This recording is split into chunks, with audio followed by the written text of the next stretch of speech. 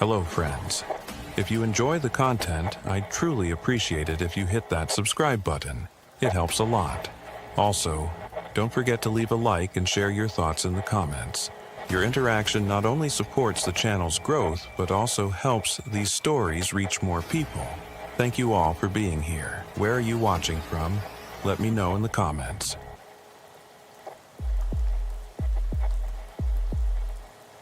The thing about drowning victims is that they almost always look peaceful. People expect them to look panicked, frozen in their final, desperate moments.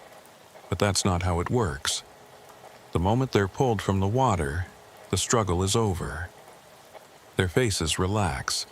Their bodies relax. If you didn't know better, you'd think they'd just fallen asleep and drifted away. Michael Porter didn't look peaceful. They pulled him out of Mercy Lake one Thursday afternoon in late October. Around 4 o'clock, I got a call from Chen's assistant telling me to come to the boat dock immediately. A fisherman had spotted something floating near the old dock on the east shore. It took 2 hours to retrieve the body because it was caught in the branches of a tree submerged in the water. When I arrived, they had laid the body on a tarp in the gravel parking lot, and I understood why Chen had sounded shaken on the phone. Michael Porter was 28 years old. I knew him a little, as you know most people in a town this size. He worked at the hardware store on Main Street, was always polite, and would help me whenever I needed to pick up supplies for repairs at the morgue. He had been married for 3 years to a woman named Sarah, who was a second-grade teacher at the elementary school. They didn't have children yet. They had a small house on Maple Street with a garden that Sarah constantly shared on Facebook. He had been reported missing 6 days ago. He had left for work on Friday morning but never arrived.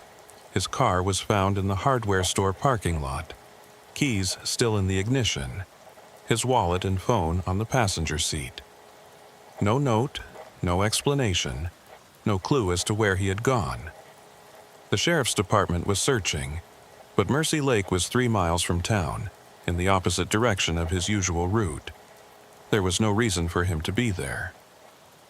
I knelt beside the body and began my preliminary examination. He was fully clothed, wearing jeans and a flannel shirt, his work boots still laced up. His skin looked pale and waterlogged, as you'd expect after days underwater. But his face was strange. His eyes were open, which isn't unusual for drowning victims. What was unusual was his expression. His mouth was open wider than normal, as if his jaw had been pulled out. His eyes were swollen, the capillaries burst and red. Every muscle in his face seemed frozen in an expression of absolute terror. I had seen drowning victims struggle in panic in their final moments, but I had never seen anything like this before. He looked as if he were screaming lifelessly. "My God," Chen said behind me. "What happened to him?" I didn't answer. I was busy trying to make sense of what I saw. At this time of year, the water temperature of Mercy Lake is about 45 degrees. Even if you don't drown, it's cold enough to kill you from hypothermia within a few hours. But Michael's expression showed he had died within seconds, not hours. He had died in utter terror. I checked his hands. There were no defensive wounds. There was no tissue under his fingernails. His palms were clean except for being softened from prolonged exposure to water. I looked for any signs of trauma, anything that might indicate he had been attacked before entering the water. Nothing stood out. There were no bruises on his throat, no marks on his wrists or ankles indicating he had been restrained. "We need to take him back to the morgue," I said. "I can't say anything more here." Sheriff Davis had arrived while I was examining the body. He stood a few yards away, smoking a cigarette and looking out at the lake. "His wife called me this morning," he said. "She asked if we had checked the lake. She said she saw him in the water last night in a dream. I thought it was just grief, you know, the mind trying to make sense of things. But I sent Chen out here anyway, and of course..." He cut himself off and took a long drag on his cigarette. Do you think he committed suicide? I don't know yet, I said honestly. I'll have more information and data after the autopsy. We loaded him into the coroner's van and returned to the morgue. By the time I placed him on the examination table, it was getting dark, and I was alone in the building. I often prefer it that way.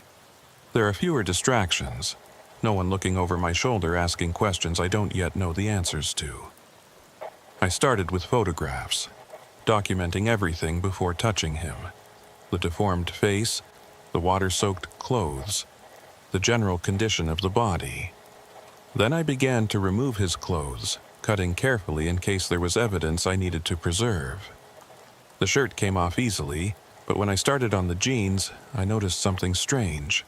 The fabric around the ankles was torn, not cut or worn, as if something had grabbed it and ripped the fabric. I examined it more closely with a magnifying glass. The tears were irregular, almost like claw marks, but that didn't make sense. There was nothing large enough in Mercy Lake to cause this kind of damage.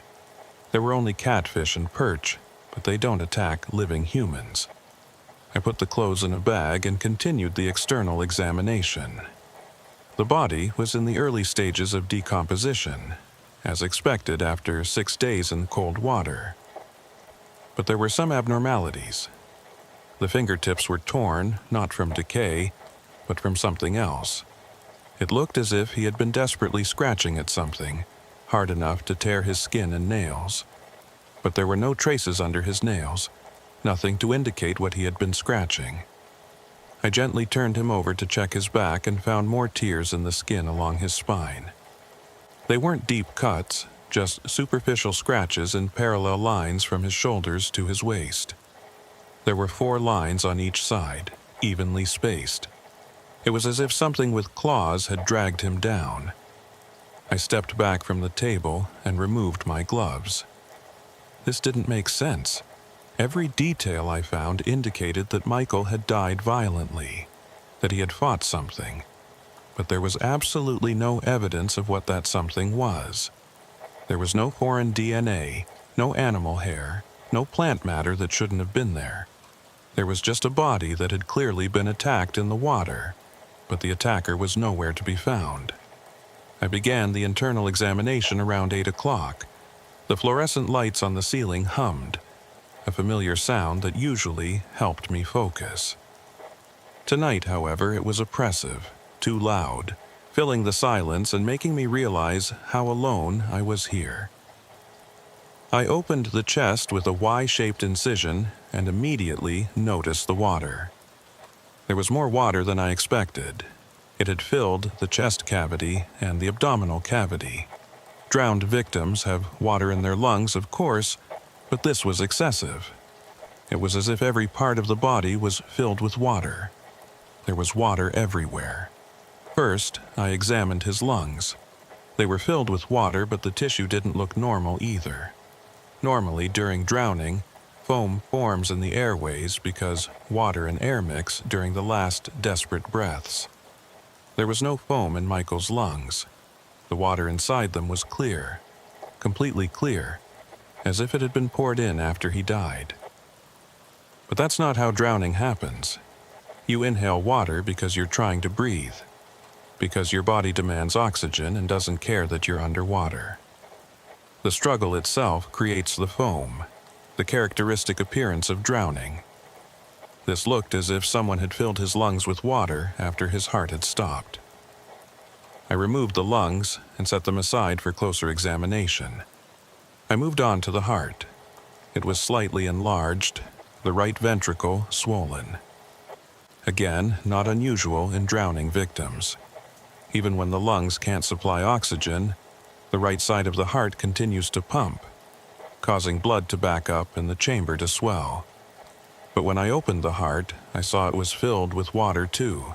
Not blood, water. Clear, clean water that shouldn't have been there. I took water samples from the chest cavity and the heart. I would send them to the state lab to see if they matched the water from Lake Mercy. Sometimes, in drowning cases, diatoms, microscopic algae that enter the bloodstream during the final desperate breaths, can be found. These can definitively tell you if someone drowned, and even potentially where they drowned. I hoped the water samples would give me some answers. I continued the autopsy, removing and examining each organ. Everything was filled with water, far more than it should have been. His stomach was nearly filled with 2 liters of lake water. His intestines were swollen with water. Even his bladder was filled with water instead of urine. It was as if his entire body had become a vessel for the lake, altering everything within it. Then I opened the skull. The brain should have been relatively preserved. The skull is a watertight, closed cavity. Even in drowning victims, the brain usually shows secondary effects, hypoxia damage from lack of oxygen, but the tissue remains relatively intact. Michael's brain was filled with water. When I removed the top of his skull, the water literally poured out, flowing down the sides of his head onto the examination table. The brain had swollen enough to press against the inside of the skull, and when I tried to remove it, the tissue was so saturated with water that it began to disintegrate in my hands. I had never seen anything like it. I had never read about anything like it in medical literature. It was as if Michael Porter had somehow absorbed the entire lake into his body. It was as if the water had found every void, every cavity, every cell, and completely filled them. As I washed my hands at the sink, I tried to make sense of what I had found. The cause of death was clearly drowning, but the mechanism was completely wrong. People drown because water enters their lungs and prevents gas exchange. They die from lack of oxygen. They don't die because their entire bodies are filled with water like a sponge. I turned back to examine his face more closely. That look of horror was still there, frozen in place by rigor mortis. I looked into his eyes, or what was left of them after 6 days in the water, and saw something I had missed before. There was sediment in his eyes, not just around them, but inside them too. Small particles of mud and sediment embedded in the cornea, as if he had been staring directly at the bottom of the lake with his eyes open. I scooped out some of the sediment for examination with a small scoop. Under the microscope, it appeared to be ordinary lake mud. There was nothing unusual about it, but it had entered his eyes as if he had been pressed face down with great force. But when they found him, they said he was floating face down. Chen had specifically mentioned this. The fisherman had seen his face, realized he was human, and that's why he reported it. I took notes on everything, trying to piece together a coherent picture from all these conflicting details. Drowned at a depth of 2 meters, but filled with water in a way inconsistent with drowning. While floating face down, there was lake mud in his eyes, as if he had been pressed face down. A horrified expression indicating he had died within seconds, but a body that had been in the water for 6 days. It was almost midnight when I heard the dripping sound. I looked up from my notes. The autopsy room was silent except for the usual hum of the equipment and the faint buzz of the lights. But I definitely heard water dripping, the slow, steady sound of drops hitting the tiles. I stood up and looked around. As far as I could see, there was no leak. There was no water on the floor except for the water flowing from Michael's body during the examination. I walked around the room, listening to the sound, trying to find its source. The sound was coming from the examination table. I approached slowly. Michael's body was still open, the organs I had removed sitting on the examination trays beside him. The dripping sound was coming from inside the chest cavity. I looked closer and saw that clear water was gushing from somewhere deep inside his body and dripping onto the table. This was impossible. I had removed all his organs. There was nothing left there that could produce water. There was only an empty cavity, the ribs and spine I'd cut through. But the water kept flowing, pooling at the bottom of his chest and spilling onto the table. I reached for a sample jar and tried to collect some of the water, but my hand was shaking so much that I spilled most of it. The water was cold, much colder than room temperature, cold enough to feel through my gloves. It smelled like Mercy Lake, that distinctive mineral scent of deep water and mud. The dripping accelerated. Now it was dripping not just from his chest, but from his stomach, from the hollow where I had removed his brain. Water was seeping from every hole I had made in his body, flowing in impossible quantities. The examination table couldn't drain the water fast enough. Water began to spill onto the floor, forming a spreading puddle on the tiles. I stepped back, watching in horror as more and more water flowed from the body. It wasn't dripping anymore. It was flowing as if the body were finally connected to an underground reservoir. The puddle of water on the floor spread toward my feet, and I stumbled backward, knocking over my stool. And then, as suddenly as it had started, it stopped. The flow of water stopped. The room was silent again, except for the hum of the fluorescent lights. I stood there, panting, staring at the puddle of water covering half the autopsy room.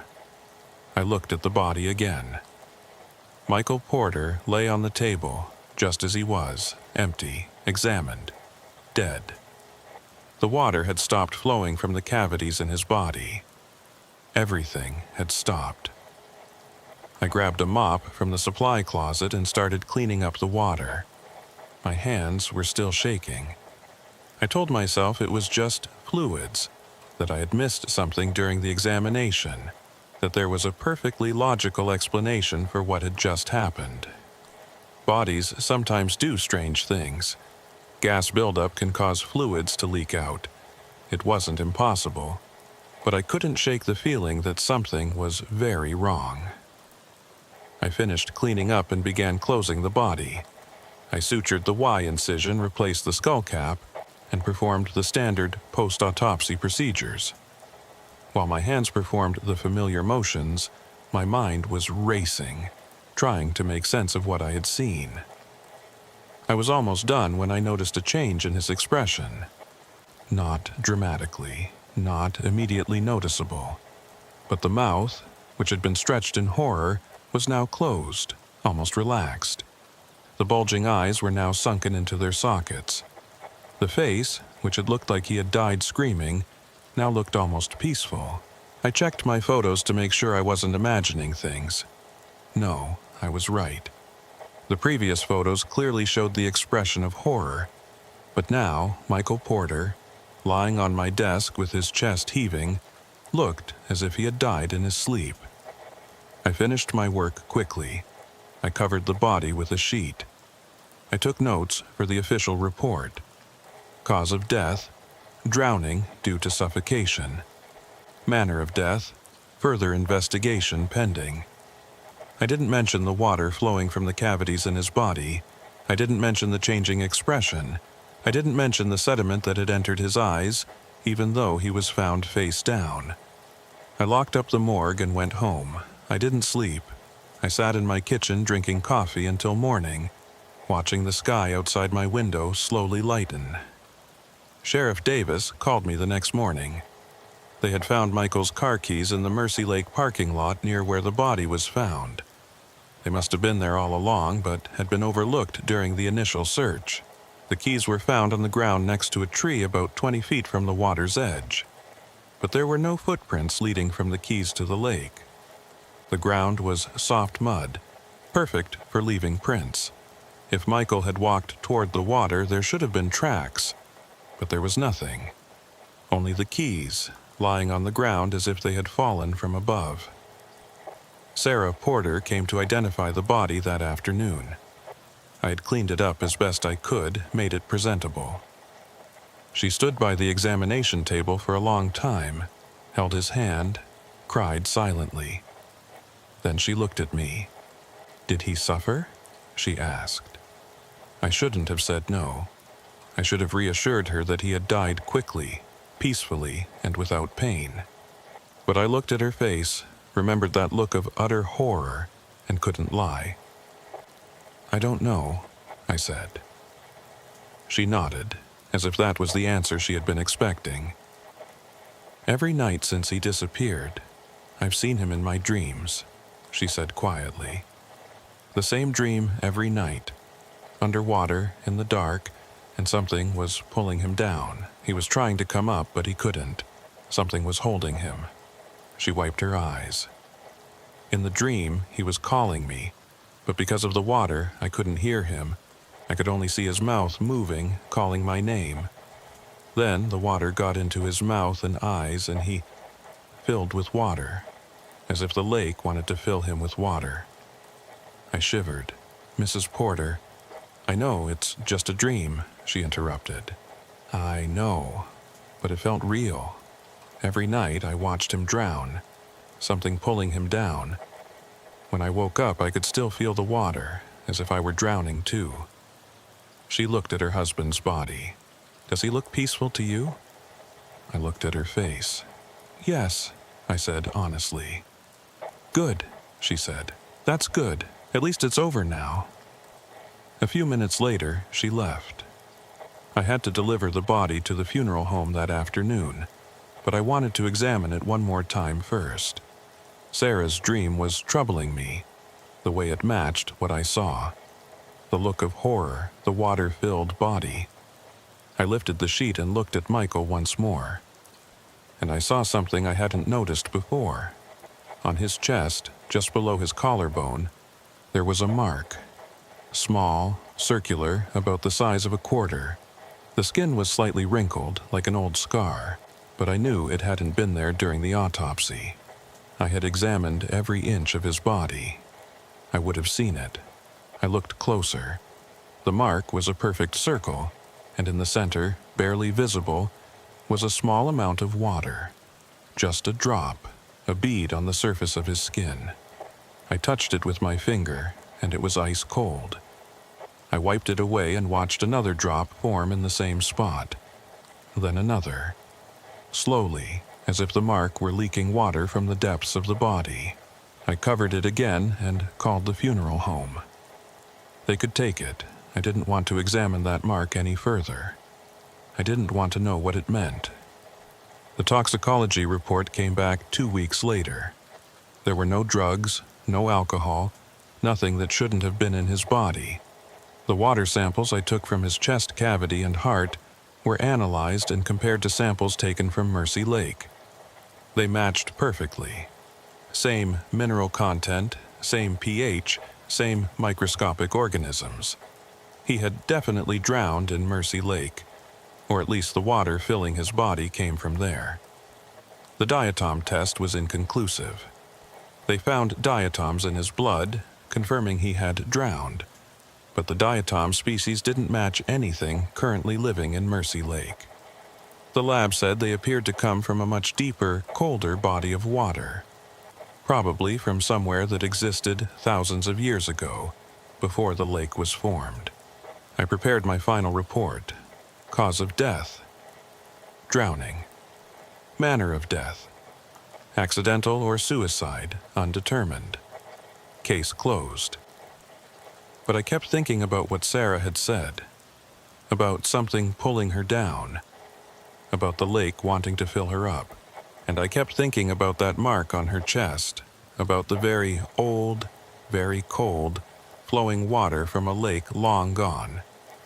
2 months later, Sarah Porter moved away. She sold her house, quit her teaching job, and left town without saying goodbye to anyone. I heard she went west, somewhere far from water. I don't blame her. If I could have left, I would have. But I'm still here, and sometimes, when I go to other calls, I pass by Mercy Lake. And every time I make sure I drive fast enough not to have to look at the lake. Because sometimes, late at night when the light is just right, I could swear I see something moving beneath the surface. A dark, large thing, turning in the deep water where Michael Porter drowned. And sometimes, late at night, when I'm working alone in the morgue, I can hear it.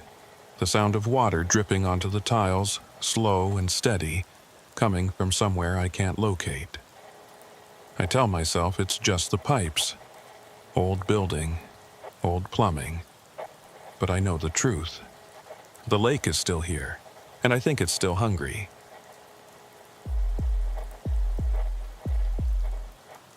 We don't get many fires in this town. Maybe 1 or 2 a year, usually someone's garage or a kitchen grease fire that got out of hand.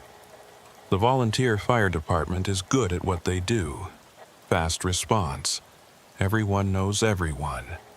The kind of small-town efficiency that comes from caring about your neighbors. So, when the old Hendricks farmhouse went up in flames on a Saturday night in November, half the town showed up to watch. I got the call around midnight from Fire Chief Morrison. They'd found a body in the remains of the house, burned beyond recognition, and they needed me to come out and examine it before they moved anything. Standard procedure in cases like this. Determine if the person was alive when the fire started, look for signs of foul play, make sure it's not a murder disguised as an accident. The farmhouse was 8 miles outside town, at the end of a dirt road that wound through fields of dead corn stalks. The Hendricks family had owned that land for 4 generations, but the last of them, Martin Hendricks, had died 2 years ago at 91. The property had been in probate ever since, the house sitting empty while distant relatives argued over who inherited what. Nobody had lived there in years. I could see the glow against the sky long before I reached the property. By the time I pulled up, the fire was mostly out, just smoldering ruins and the occasional flare-up when the firefighters hit a pocket of something still burning. The house had collapsed in on itself. Nothing left but the stone foundation and piles of charred timber. Morrison met me as I got out of the van. His face was streaked with soot, his eyes red from smoke. "It's bad," he said. "Whoever was in there didn't get out." "Any idea who?" He shook his head. "House has been empty for 2 years. Could be a vagrant, someone looking for shelter. Or kids, maybe, messing around where they shouldn't be." We walked toward what was left of the building. The heat was still intense, waves of it rolling off the rubble. The firefighters had created a perimeter with their trucks, lights illuminating the destruction. The smell of burned wood mixed with something else, something sweet and terrible that I recognized immediately. "Where's the body?" Morrison pointed to the center of the ruins, where the main floor had collapsed into the basement. "Down there. We can't get to it yet, too hot. But we could see it from above before everything fell in. Human-shaped, definitely.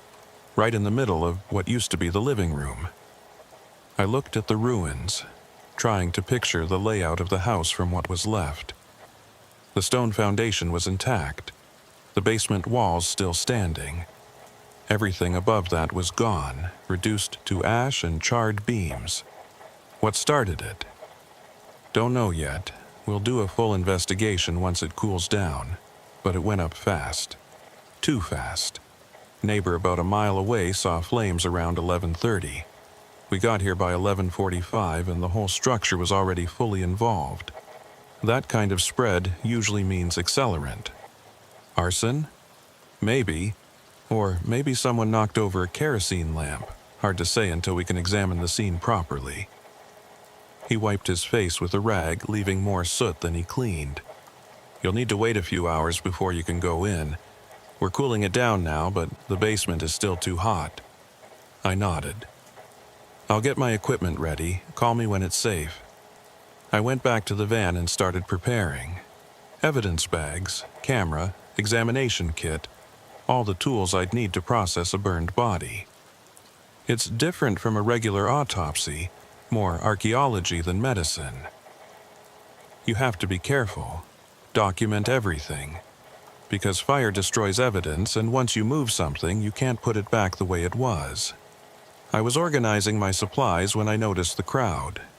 Maybe 30 people standing in the field beyond the fire trucks, watching. Neighbors, I assumed, drawn by the flames and the commotion. Small town curiosity. I recognized a few faces in the firelight, but most were just shapes in the darkness. Morrison came back around 2 a.m. and said the basement had cooled enough for me to go in. They'd set up lights on portable stands, harsh white beams cutting through the darkness and illuminating the ruins. I pulled on my protective gear, heavy boots and flame-resistant coveralls, gloves, respirator mask. The air was still thick with smoke and ash, and I didn't want to breathe any more of it than necessary. I climbed down a ladder into what was left of the basement, Morrison behind me with a flashlight. The floor was covered in debris, chunks of burned wood and plaster, melted plastic, broken glass. The walls were blackened stone, still radiating heat. In the center of the space, surrounded by collapsed beams and ash, was the body. It was in a sitting position. That was the first thing that struck me. Most fire victims are found lying down, overcome by smoke before the flames reach them, or curled into a fetal position as their muscles contract from the heat.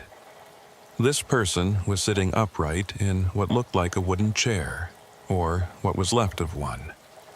The chair had mostly burned away, but the metal frame remained, and the body sat in it perfectly upright, arms resting on what would have been armrests, head tilted slightly back. The body itself was charred black, the skin completely burned away, the flesh underneath cooked and cracked. The face was unrecognizable, the features melted into a featureless mask. What hair might have remained was gone. The clothing was burned away, except for a few scraps of fabric that had somehow survived. From the size and build, I guessed male, maybe 5'10" or 6 feet, average weight. Beyond that, I couldn't tell anything without a proper examination. I started taking photographs documenting everything from multiple angles: the position of the body, the remains of the chair, the debris surrounding it. Morrison stood back, giving me room to work, his flashlight adding extra illumination. "Notice anything odd?" I asked. "Besides the sitting up part?" "Yeah, besides that." I pointed at the floor around the chair. "Look at the burn pattern." The floor was charred, covered in ash and debris, but there was a clear circle around the chair, maybe 3 feet in diameter, where the burning was less severe. The wood floor in that circle was blackened, but not completely destroyed, while everywhere else it had burned through to the dirt basement floor below. "It's like the fire didn't burn as hot right around the body," Morrison said, "or like something protected this spot." I crouched down, examining the circle more closely. "Did you find any evidence of accelerant?" "Not yet, but we haven't done the full analysis." I stood up and walked around the body, taking more photographs. Something was bothering me, but I couldn't articulate what it was. The way the person was sitting, so upright, so composed. The way the fire had burned around them but not consumed them completely. It felt staged somehow, intentional. I moved closer to examine the body itself. The heat had been intense enough to crack the skull, exposing the brain matter inside.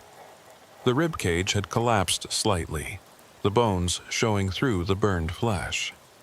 The hands were still gripping the armrests of the chair, the fingers curled around the metal, the bones visible through the charred skin.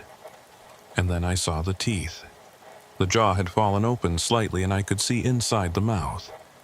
The teeth were intact, which wasn't unusual. Teeth are the hardest substance in the body. They survive fires that destroy everything else. But these teeth were wrong. They were too white, too clean, like they'd been brushed recently. And they were arranged in a way that didn't match the skull's position, like the jaw had been opened deliberately, arranged to show them. I took close-up photographs of the mouth, using my flashlight to illuminate the interior. And I saw something else. On the tongue, or what was left of it, something small and metallic. I carefully reached in with tweezers and extracted it. It was a key. Small, brass, old-fashioned. The same kind of key I'd found in Eleanor Marsh's cardigan pocket 2 months ago. I held it up for Morrison to see. This was in the mouth. "What the hell?" He leaned closer, examining it. "Who puts a key in their mouth?" "Someone who wants it to survive the fire." I bagged the key as evidence. This was deliberate. Everything about this scene is deliberate. I continued the examination, checking the body for any other anomalies. The hands had no defensive wounds, no signs of struggle. The bones showed no obvious fractures or trauma. If this person had died in the fire, they'd done so while sitting calmly in a chair, not trying to escape, not fighting for their life. We spent another hour in that basement, collecting evidence, documenting everything. By the time we were done, the sun was starting to come up, gray light filtering through the smoke still hanging in the air. We got the body loaded onto a gurney and into the van. I'd do the full examination at the morgue, but I already knew this wasn't a simple fire death. Back at the morgue, I laid the body out on the examination table. In the harsh fluorescent light, the damage looked even worse. The fire had destroyed so much that it was going to be difficult to determine cause of death. If the person was dead before the fire started, I might never know how they died. I started with X-rays, standard procedure for fire victims. You're looking for fractures, bullets, anything that might indicate trauma before the burning. The X-rays showed intact bones, no fractures, no foreign objects except for the key I'd already found. The skull was cracked from the heat, but the bones underneath were whole. I began the external examination, documenting every detail. The skin was completely burned away on most of the body, the muscle tissue underneath cooked and dry. But as I worked my way down the torso, I found something strange. On the chest, right over the heart, the burning was less severe. The skin here was charred but not completely destroyed, and I could see a pattern in it. I cleaned away some of the ash and debris and the pattern became clearer. It was a handprint, a large handprint, much larger than normal, pressed into the flesh like a brand. The fingers were elongated, the palm too wide, like whatever made this print wasn't quite human. I photographed it from every angle, then took measurements. From the tip of the middle finger to the base of the palm, the print measured almost 10 inches. A normal adult handprint is 6 to 7 inches. This was wrong. Impossible. I checked the rest of the body for similar marks and found them on the shoulders, the thighs, the back. Handprints, all of them too large, all of them burned into the flesh like brands, like something had been holding this person down while they burned. I stepped back from the table, my hands shaking slightly. In 17 years of doing this job, I'd never seen anything like this. Never seen marks that suggested something other than human had touched a body. I forced myself to continue. Cause of death, I reminded myself. That's what I was here to determine. Everything else was secondary. I opened the body cavity, a standard Y incision despite the burned skin. Inside, the organs were cooked, the heat having penetrated deep into the torso. The heart was shriveled and hard. The lungs were black with soot. The liver was dry and cracked. Everything looked like it should in a fire victim. But when I removed the heart and cut it open, I found something that shouldn't have been there. Inside the left ventricle was ash. Not soot from smoke inhalation, but ash. Fine, white ash, like cremated remains. It filled the chamber completely, packed in so tight I had to scrape it out. I collected it in a specimen container and examined it under the microscope. It was definitely cremation ash, the characteristic white color and powdery texture. But how did it get inside the heart? The heart is a closed system. There's no way for ash to enter it unless it was placed there deliberately, and that would require the person to be alive, their heart still beating, pumping the ash through their circulatory system. I checked the other organs. The lungs had ash in them too, but that was normal from smoke inhalation. The stomach was empty except for more of the white ash. The intestines were full of it. It was everywhere inside the body, like the person had been eating ash, breathing ash, their entire system saturated with it. I sat down at my desk, and tried to make sense of what I was seeing. A body burned in a fire, sitting upright in a chair, covered in impossible handprints, filled with cremation ash. None of it made sense. None of it fit any pattern I knew. I pulled out the key I'd found in the mouth and examined it more closely. It was old, the brass tarnished with age. There was an inscription on it, so small I needed a magnifying glass to read it. A single word, Hendricks. This was a Hendricks family key, which meant whoever this was, they were connected to the family somehow. But the last Hendricks had died 2 years ago. The house had been empty. So, who was this? I ran the dental records through the database, hoping for a match.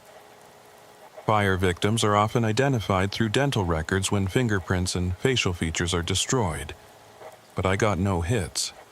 Whoever this was, they weren't in the system. I was preparing to close the body when I heard it. A sound from somewhere in the building, faint but distinct, singing, a woman's voice, high and clear, singing something that might have been a hymn or a lullaby. I couldn't make out the words, but the melody was old, the kind of song my grandmother might have known. I stood up and walked to the door, opening it and looking out into the hallway. The sound was coming from upstairs, from the main office. I climbed the stairs slowly, following the voice. It got louder as I approached, more distinct, and I could hear the words now. Ashes, ashes, we all fall down. It was the children's rhyme, Ring Around the Rosy, but sung slowly, mournfully, like a dirge. I reached the top of the stairs and the singing stopped. The office was empty, all the lights off, the morning sun streaming through the windows. I stood there for a long moment, listening to the silence. Then I went back downstairs, telling myself I'd imagined it. Stress, exhaustion, too many hours alone with a body that didn't make sense. But when I got back to the morgue, the body had moved. Not much, just slightly. The head that had been tilted back was now facing forward, looking directly at the door. The arms that had been at the sides were now crossed over the chest, hands folded like the person was laid out for a funeral. I froze in the doorway, staring at the table. I knew I hadn't positioned the body that way. I'd left it open, mid-examination, organs exposed. But now it was closed up, the skin pulled back together, the arms crossed. I approached slowly, my heart pounding. The body was still charred, still burned, but something about it looked different, more peaceful somehow. Less like a victim and more like someone resting. I checked the sutures I'd made for the Y incision. They were gone. The skin was sealed, not sewn, but fused, like it had healed. But that was impossible. Dead tissue doesn't heal. Dead bodies don't move themselves. I reached out with one gloved hand to touch the chest, and the skin was warm. Not room temperature, not the cool of dead flesh. Warm, like there was still heat inside, still some spark of life. I jerked my hand back and the body's eyes opened. They were black, completely black. No white, no iris, just solid black like pools of ink. They fixed on me and the mouth opened, the jaw dropping wider than it should have been able to, and that voice came out again. The singing voice I'd heard upstairs, but coming from this burned throat, this ruined mouth. Ashes, ashes, we all fall down. The lights flickered and went out, plunging the morgue into darkness. I stumbled backward, knocking over my instrument tray, the metal tools clattering on the floor. The emergency lights kicked in, bathing everything in red, and the body was sitting up on the table. Not just sitting. Standing. The burned corpse was standing on the examination table. Those black eyes still fixed on me, the mouth still open in that impossible grin. The hands reached out toward me, the charred fingers elongated, stretching like they were made of rubber, reaching across the space between us. I ran. Didn't think, didn't process, just turned and ran for the door. Got into the hallway and slammed it behind me. my hands shaking so badly I could barely turn the lock. I pressed my back against the door and slid down to the floor, gasping for breath, my heart hammering in my chest. I sat there for what felt like hours, but was probably only minutes. The building was completely silent. No singing, no movement, just the usual hum of the fluorescent lights and the distant sound of traffic from the street above. Eventually, I forced myself to stand up, to unlock the door, to look inside. The body was back on the table, exactly where I'd left it. Arms at the sides, head tilted back, eyes closed. The instruments I'd knocked over were still on the floor. Everything was normal except for one thing. On the chest, where those impossible handprints had been, there was new writing, burned into the flesh in precise, careful letters, "Come home." I called Sheriff Davis and told him I needed help processing the scene. Didn't tell him why, just said I had some anomalies I couldn't explain and I wanted a second opinion. He came down with Deputy Chen and they helped me finish the examination. They didn't see anything unusual. No handprints, no writing, no ash inside the organs. According to their observations, it was a straightforward fire death, probably accidental, probably a vagrant who'd broken into the empty house looking for shelter. But I knew what I'd seen. I had photographs of those handprints, measurements of that writing. I had the samples of ash I'd collected from inside the heart. I had the key with the Hendricks name on it. The toxicology report came back negative. No drugs, no alcohol, no carbon monoxide poisoning. The person had been alive when the fire started and had remained conscious through it, sitting in that chair while they burned. I sent the ash samples to 3 different labs. They all came back with the same result. Human cremation ash, approximately 50 years old based on the degradation of the bone fragments. The DNA was too degraded to identify who it had come from. The dental records finally gave us an ID, but not through the database. Morrison found an old file in the fire department archives, a house fire from 1974. The Hendricks farmhouse, same property, had burned once before. Martin Hendricks' wife, Catherine, had died in that fire. Her dental records were in the file. They matched. The body in my morgue was Catherine Hendricks, who had been dead and cremated 50 years ago. I went back to the farmhouse ruins the next day, searched through the debris in daylight, looking for anything I might have missed. And I found it in the basement, in the exact spot where we'd found the body. A wooden box, fireproof, the kind people use for important documents. Inside was a collection of keys, maybe 20 of them, all brass, all old-fashioned. Each one had a name inscribed on it. Family names from the town. Peterson, Marsh, Webb, Doyle, all the names I'd seen before in Eleanor Marsh's newspaper. And at the bottom of the box was a photograph. The Hendricks family, taken in 1968. Martin and Catherine standing in front of their farmhouse, surrounded by a group of other people. Young couples, all of them, all smiling at the camera. I recognized some of the faces from other photographs I'd seen. Robert and Carol Peterson, Eleanor Brennan before she married and became Eleanor Marsh. On the back of the photo, someone had written in careful script, "The Circle, 1968. I don't know what they were. I don't know what they did in that farmhouse 50 years ago. But I know that Catherine Hendricks came back, filled with the ashes of whatever burned there in 1974. I know she sat in that chair and burned again, and I know she left a message for someone. Come home. The key I found in her mouth fits the box.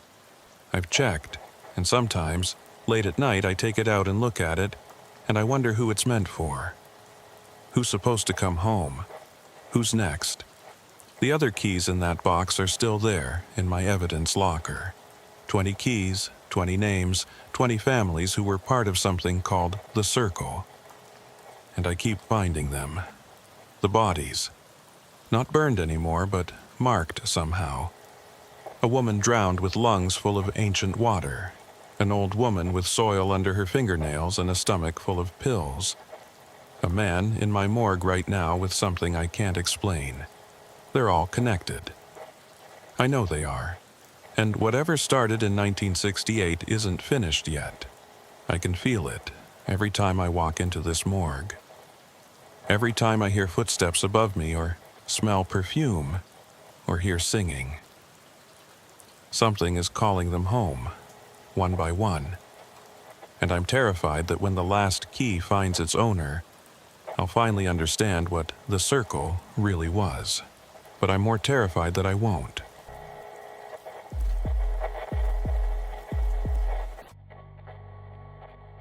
I have been working as the town coroner for 17 years.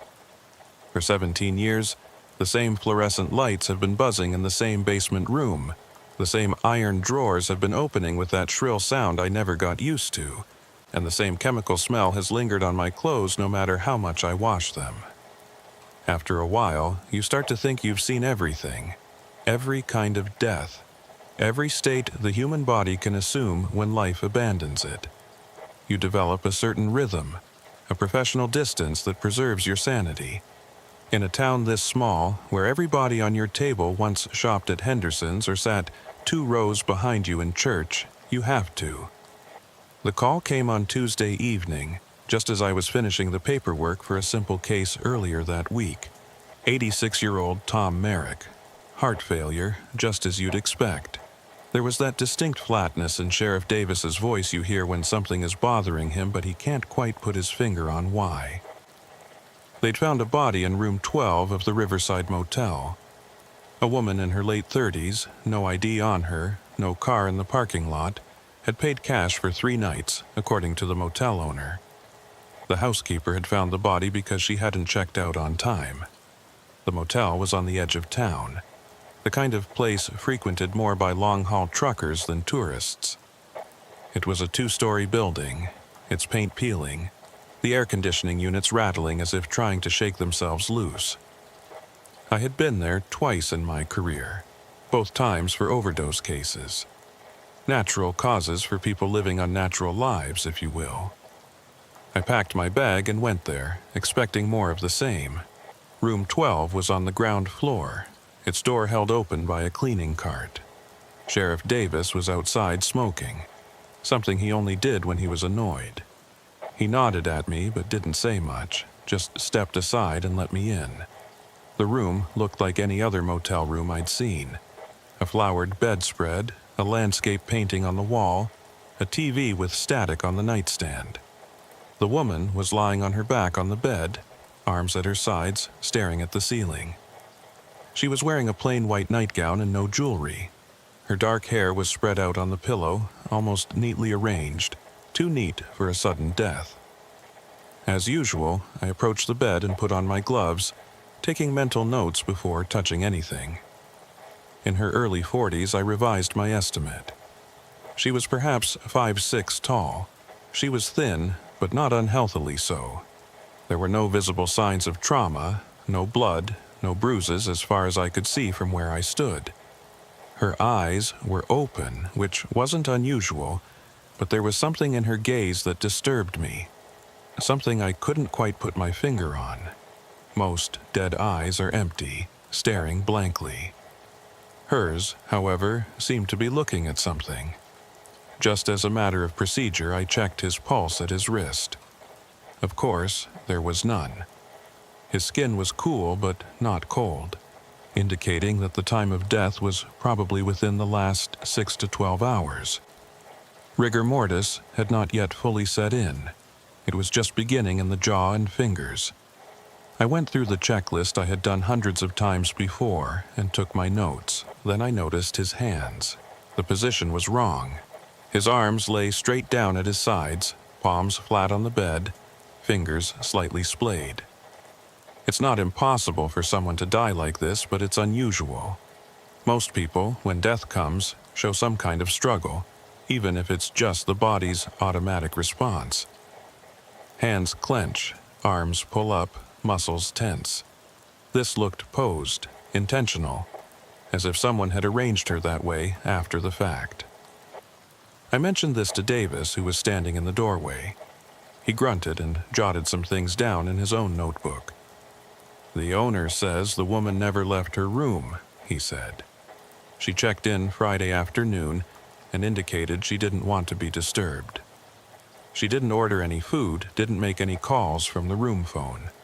The maid says there was a Do Not Disturb sign on the door until checkout time this morning. Any idea who she might be? Nothing. No bag, no wallet, no phone. No car in the parking lot we can identify as hers. She paid cash and signed the register as Jane Smith." He said the name with a hint of suspicion. I examined the room more closely. There was no suitcase, no personal belongings in sight except for a half-full glass of water on the nightstand. The bathroom door was open, and I could see inside. Towels were folded, bathroom items untouched. It was as if she had checked in, put on her nightgown, and gone to bed to die. "I'll have to take her to the morgue," I said. "I can't say anything more here." Davis nodded. "The coroner's van is on its way. I'll take photos for the file, but between us, this situation seems strange to me. I don't know why yet." I understood what he meant. Sometimes, even without being able to explain exactly what it is, you can sense that something is wrong. A lifetime of looking at bodies gives you instincts that don't always match the official reports. The car arrived and we carried him onto the stretcher. He wasn't very heavy. He was easier to move than I expected. As we lifted him, his head rolled slightly to the side, and I saw something I hadn't noticed before. Behind his left ear, barely visible in his hair, was a small mark. It wasn't rotten or cut. It almost looked like a birthmark, but it was very perfect. A small circle, maybe the size of a penny, slightly darker than the surrounding skin. I made a note to examine it more closely during the autopsy. In the morgue, I laid him on the table and slowly performed the external examination. This is the part most people don't understand about this profession. They think it's all about cutting people open and examining their organs, looking for definitive evidence. But the real work lies in the details, in the small observations that paint a picture of what happened. Every body tells a story if you know how to read it. As standard procedure, I photographed her from every angle. Under the bright examination lights, I could see her more clearly. There were no defensive wounds on her hands or arms, no signs of sexual assault, no needle marks, no indication she used drugs. Her nails were clean and neatly trimmed. There was a thin gold ring on her right ring finger, but it had no inscription or distinguishing mark. A simple ring that could have been bought from any jeweler. I carefully removed her nightgown, and although I wasn't sure what crime had been committed, I put it in a bag as evidence. There were no marks on her body except for a small circle behind her ear. I examined it with a magnifying glass. The edges were too sharp to be natural. It almost looked like it had been burned into the skin, but there was no scar or tissue damage. Just a perfect circle with slightly darker pigmentation. The autopsy began quite normally. A Y incision, the standard opening of the chest cavity. The ribs separated with their usual resistance. Inside, everything looked normal at first glance. The heart looked healthy, perhaps a little smaller than average, but within normal parameters.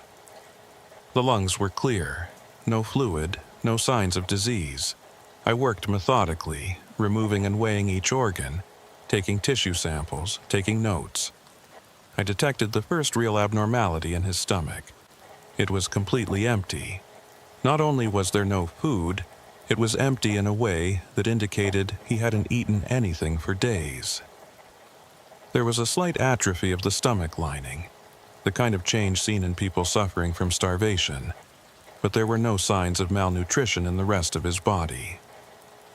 His muscle tone was normal, his organs were of healthy weight. This didn't make sense. I moved on to the other organs to find anything that could explain his death. The liver was clean. The kidneys were functioning normally before death. There were no signs of poisoning, no toxins I could detect without sending a sample to the state lab.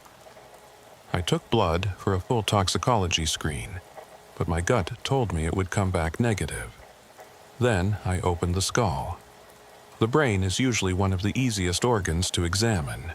You make incisions, pull back the scalp, use a saw to open the skull, and there it is. The human brain is incredibly fragile for such an important organ, and if death occurred in the brain, it usually shows clear signs of what killed the person. Bleeding, clots, tumors, trauma, something. There was nothing wrong with his brain. In fact, it was too perfect. The tissue was sound, the color was good, there were no signs of disease in the blood vessels. I had never seen such a healthy-looking brain in a dead person. I examined it carefully for anything unusual. There was nothing. No bleeding, no lesions, no abnormalities I could detect. I stepped back from the table, removed my gloves, and tried to make sense of what I had seen. Or rather, what I hadn't seen. In 17 years, I had never completed an autopsy without finding the cause of death. Even in unclear cases, there was always something. The heart stopped for this reason. The lungs failed for that reason. The brain shut down because of something else. There is always a reason. This woman had simply stopped. Every organ was healthy. Every system had been functioning normally until the moment it stopped. It was as if someone had turned off a switch. I checked the clock on the wall. It was past midnight. I'd been working for about 4 hours and was no closer to an answer than when I started. I put my gloves back on and examined her body once more, inch by inch, looking for anything I might have missed. That's when I noticed her eyes. Before starting the autopsy, out of respect, I had closed her eyes as standard procedure. But now they were open again. Not completely, just slightly, as if looking out from behind the eyelids. I must have bumped his head during the examination, I thought. These things happen sometimes. Bodies move, muscles relax, things shift. I reached out to close his eyes again and paused. The size of his pupils had changed. When I first examined him at the motel, I had noticed that both pupils were moderately dilated, equal in size, and fixed. That's what you'd expect in a corpse. But now, the right pupil was noticeably larger than the left. It wasn't a huge difference, but it was enough for me to see it. I stood there for a long time, looking at his face, thinking about possible explanations. Pupils do not change after death. They cannot. There is no mechanism for it. The muscles that control dilation are controlled by the nervous system, and the nervous system shuts down when you die. To be absolutely sure I hadn't made a mistake, I checked my initial notes. No, I had specifically noted that the pupils were equal in size and moderately dilated. I told myself it was a trick of the light or that I had made a mistake in my initial examination. I was tired. It had been a long day. I measured both pupils with a pupillometer and recorded the measurements. Right pupil, 7 millimeters, left pupil, 4 millimeters. A significant difference I couldn't explain. I closed her eyes again, tightly this time, and covered her face with a surgical drape. I needed to finish my examination and write my preliminary report. I could think about the details later. I turned my attention back to the marks behind her ear. Under the examination lights and with my magnifying equipment, I could see the marks more clearly. It was definitely not a birthmark. The pigmentation was too even, too precise. It almost looked like a tattoo, but there was no ink I could detect beneath the skin. I took a small biopsy from the prominent area, thinking maybe the state lab could determine the cause. As I prepared to close him up, I heard a noise somewhere in the building. Maybe a door was closing or something was falling. The morgue is in the basement of the county building, and I should have been the only one here at this hour. I called out to see if anyone was there.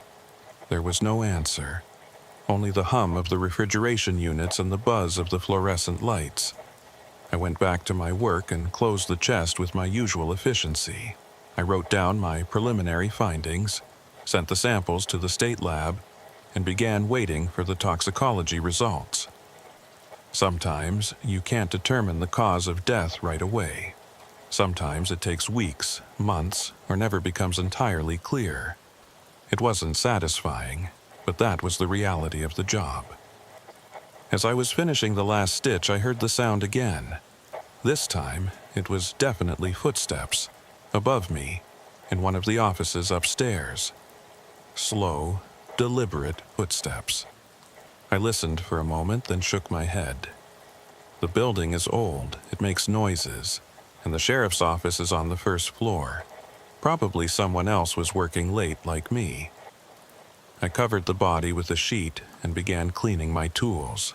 That's when I noticed the glass of water brought from the motel room. I had had it brought along with his other belongings to test whether he had drunk anything before he died. It was still there where I had left it, on the counter, half full. But now it was empty. The inside of the glass was dry, as if it had been empty for hours. I stood there for a long time looking at the glass, trying to remember if I had emptied it and forgotten. I was tired. It had been a long autopsy. Maybe I had emptied it to clean it and didn't remember. That must have been it. I heard footsteps again, closer now, as if on the stairs leading down to the basement. I walked to the door and opened it, looking into the hallway. The hallway was empty, lit by the same fluorescent lights that hummed in every room of this building. All the doors were closed. No one was there. "Hello?" I called out. My voice echoed faintly in the empty hallway. There was no answer. I returned to the autopsy room and locked the door behind me. I didn't like feeling the need to do this, but something about this empty building was unsettling me tonight. I had worked late into the night here many times before, often alone, with only the bodies for company, and it had never bothered me before. But tonight was different. I finished cleaning and began writing my preliminary report at the desk in the corner of the room. Cause of death, toxicology and histology results pending. I noted all the normal findings, all the healthy organs, everything that should have kept this woman alive but didn't. I noted the empty stomach, the abnormal mark behind her ear, and after a moment's hesitation, I noted the difference in the size of her pupils, even though I couldn't explain it. As I wrote the last paragraph, the lights flickered. It was just a moment, a brief power outage that caused the fluorescent lights to buzz louder for a second. I looked up at the ceiling to see if they would go out completely, but the lights stabilized. Old building, old wiring. It happened sometimes. I looked back at the corpse on the table. The sheet I had covered it with had shifted slightly, exposing one shoulder and part of the face. It was clear I hadn't placed it carefully enough. I got up to fix it, and as I approached the table, I saw his eyes open again. They weren't slightly open like before. They were fully open. He was staring straight up at the ceiling. I stood there, gripping the edge of the examination table with my hands, telling myself there was a logical explanation. Gas buildup in the body cavity, muscle spasms, something. I had seen corpses do strange things before. I had seen them sit up when rigor mortis set in, make noises as air escaped their lungs, all sorts of things that could scare you if you didn't know what you were looking at. But I had never seen eyes open on their own before. Not like this, especially not after closing them twice. I reached out with my gloved hand and closed the eyes again, making sure with my fingers that the eyelids were properly positioned. For a moment, I held the closed eyes slowly with my hand. The eyes remained closed. I exhaled without realizing I was holding my breath. When I returned to my desk to finish the report, I heard a soft sound behind me. A rustling sound, like fabric moving. I turned quickly. He was sitting at the desk. For a moment, my mind went completely blank. I couldn't process what I was seeing. He was sitting upright, the sheet down to his waist, his hands in his lap. His eyes were open and he was looking at me, not staring blankly like before. He was looking at me. When I staggered backward and knocked over my chair, she turned her head slightly, following my movements. This was impossible. She was dead. I had performed a complete autopsy. I had removed her organs, weighed them, examined them, and put them back. I had cut open her skull and examined her brain. There is no coming back from something like that. No coming back. But she was sitting there. I tried to speak, but no sound came out. My throat was closed. My heart was beating excessively fast in my chest. He tilted his head slightly, still watching me, and I saw his lips moving. No sound came out, but I could see his mouth forming words. I had to get away. I had to get out of that room immediately, lock the door behind me, call for help. But I couldn't move. I froze there, watching this impossible thing happen in front of me. Slowly, he raised one hand and pointed at me. His finger was steady, not trembling or wobbling. It was pointing directly at my chest. His mouth kept moving, forming the same silent words over and over. Then he spoke. His voice was quiet, just above a whisper, but in the silent room I heard every word clearly. "You don't see yet." I found my voice. "What? What don't I see?" She didn't answer. She just kept pointing at me, kept saying the same silent words, and I realized with cold clarity that her lips didn't match the sounds I heard. The voice was coming from somewhere else. Maybe behind me, or everywhere at once. The lights flickered again, this time longer, plunging the room into darkness for a full second, then came back on. When the lights came back on, the woman was lying there again, just like before. Arms at her sides, eyes closed, the sheet pulled up to her shoulders, as if nothing had happened. I stood there breathless, my back against the wall, staring at the table. Had I imagined it? Had I fallen asleep at my desk and seen all this in a dream? I looked at the overturned chair, the only proof that I had moved. I forced myself to approach the desk again, slowly, ready to run if there was any movement. But she was still just a corpse. I checked her eyelids. They were closed. I touched her shoulder. Cold skin, the onset of rigor mortis had stiffened her. She was dead, completely dead, as he had been for hours.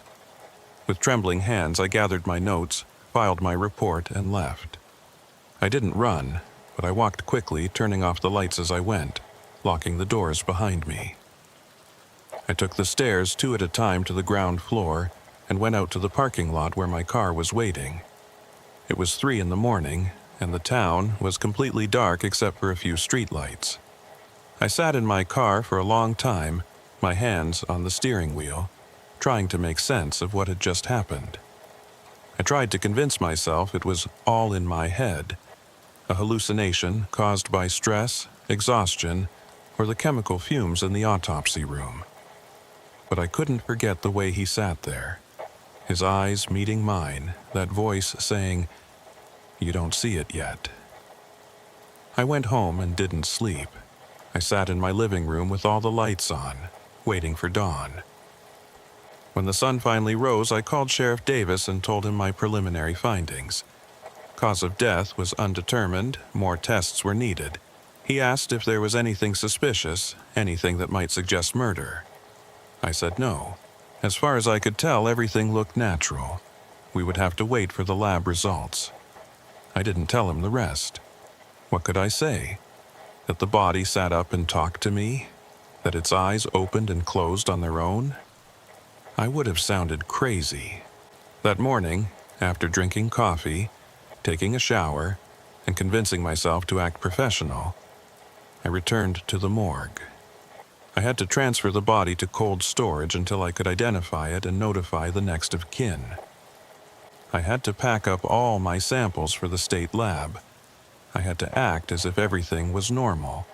The autopsy room was exactly as I had left it. The examination table was clean, my instruments were in place, my notes were filed. I unlocked the drawer where I had put it and opened the drawer. It wasn't there. He hadn't dramatically vanished. The drawer wasn't empty. There was a body in it. But it wasn't him. It was a man, maybe 60 years old, who had died in a traffic accident 2 weeks ago and was still waiting to be claimed by his distant family. I knew where every body in this morgue was. I had put them there. I checked every drawer. There were 14 bodies in total, all in their proper places exactly where they should be, except for the woman in room 12. She wasn't there. I called Davis immediately. He came with 2 assistants and we searched the entire building. We checked every room, every cabinet, every place a body could be. Nothing. She was gone. The security camera footage showed me arriving with the body the night before, working alone in the autopsy room for hours, and leaving around 3 in the morning. It showed no one else entering or leaving the building. It didn't show me removing the body. The body had vanished from a locked drawer in a locked room. Davis asked if I was sure I had actually brought it to the morgue. Maybe I had left it at the motel? But the transfer documents were in the file, signed by me and the ambulance driver. The photos I took were on my camera. My autopsy notes were complete and detailed, describing a body that had definitely been on my table. We returned to the motel. Room 12 had already been cleaned and rented to someone else.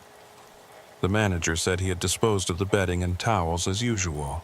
No, he hadn't noticed anything unusual.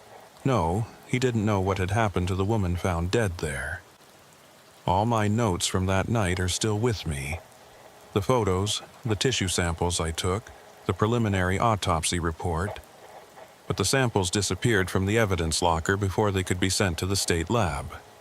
The photos show the examination table, my tools, the usual layout of the autopsy room.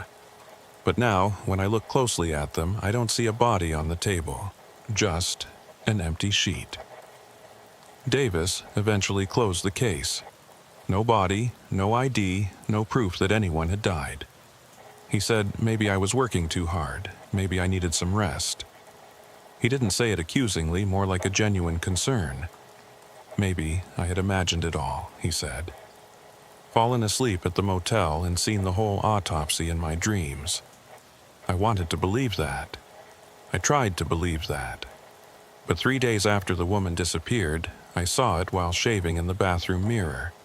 It was barely visible behind my left ear, in my hair. A small mark, maybe the size of a penny, slightly darker than the skin around it. A perfect circle. I touched it with my finger, but it felt like nothing. No pain, no warmth, no texture. Just smooth skin that was darker than it should be. I still see it every morning when I shave. I had 3 different doctors examine it. They all said the same thing, just a birthmark. It was probably there my whole life, but I just hadn't noticed it before. But I know better. I know it wasn't there before that night. And sometimes, late at night when I'm alone, I can hear that sound again, soft as a whisper, coming from no particular direction. You don't see it yet. I've been working as the coroner here for 17 years. I've seen every kind of death this town has to offer, but I still don't understand what I saw that night. The thing sitting at my desk. The thing that spoke to me. The mark it left behind my ear like a signature. And worst of all, I'm starting to think it's right. I don't see it yet. Whatever it is I'm supposed to see, whatever that mark means, I don't understand it yet. But I think I will, eventually. And I'm very afraid of what that moment will be like. The Peterson house had been empty for 11 months when they found Eleanor Marsh inside. 11 months since the bank foreclosed and the family moved out in the middle of the night. They'd left behind furniture that wouldn't fit in the U-Haul and, presumably, memories they wanted to forget. The house was on Ridgemont Avenue. This street had been a nice street when the factory was still operating. People had steady jobs, and they had the money to maintain their properties. Now, it was just an ordinary street filled with sagging porches and overgrown lawns, windows covered with sheets or plywood, and for sale signs that never came down. No one went into the Petersons' house. There was no reason to.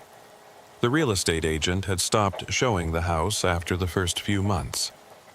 The neighborhood kids, as they always did with empty houses, said it was haunted, but they still stayed away.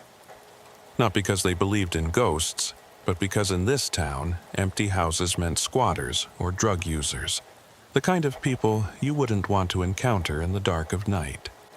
So when their neighbor, Mrs. Chen, called 911 saying a terrible smell was coming from the Petersons' house, Sheriff Davis asked me to meet him there. It was a Tuesday morning in March, cold and gray, the kind of day when the sun never broke through the clouds. I arrived at the house around 10 a.m., and Davis was already there, standing on the sidewalk with Mrs. Chen, both of them breathing heavily. I didn't need to ask what the smell was.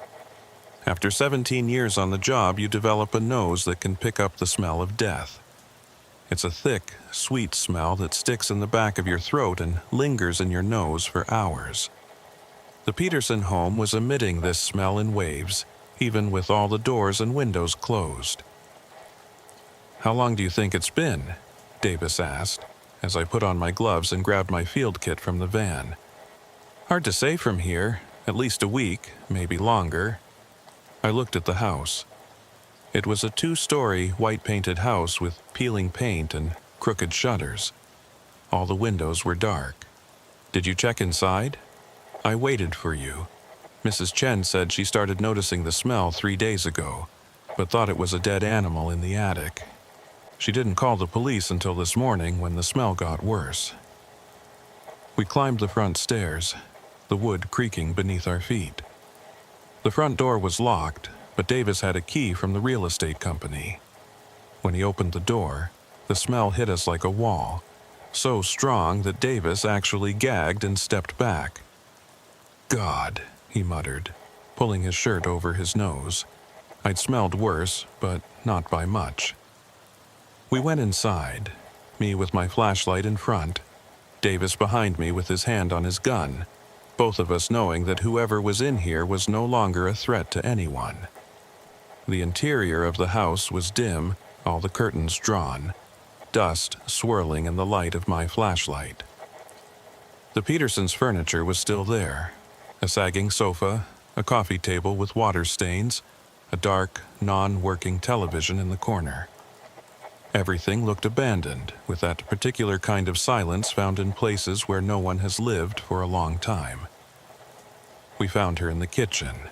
Eleanor Marsh was 73 years old, a widow living alone in a small apartment above a hardware store in the city center. I had seen her at the market, at the post office, the kind of elderly woman who was invisible in a small town because she was always there, and everyone assumed she always would be. She was sitting at the kitchen table, her head resting on her arms, leaning forward as if she had fallen asleep while waiting for someone. She had been dead for at least 2 weeks, maybe longer. Decomposition had set in. Her skin was blotchy and discolored, her body bloated with gas. But what struck me immediately was her posture.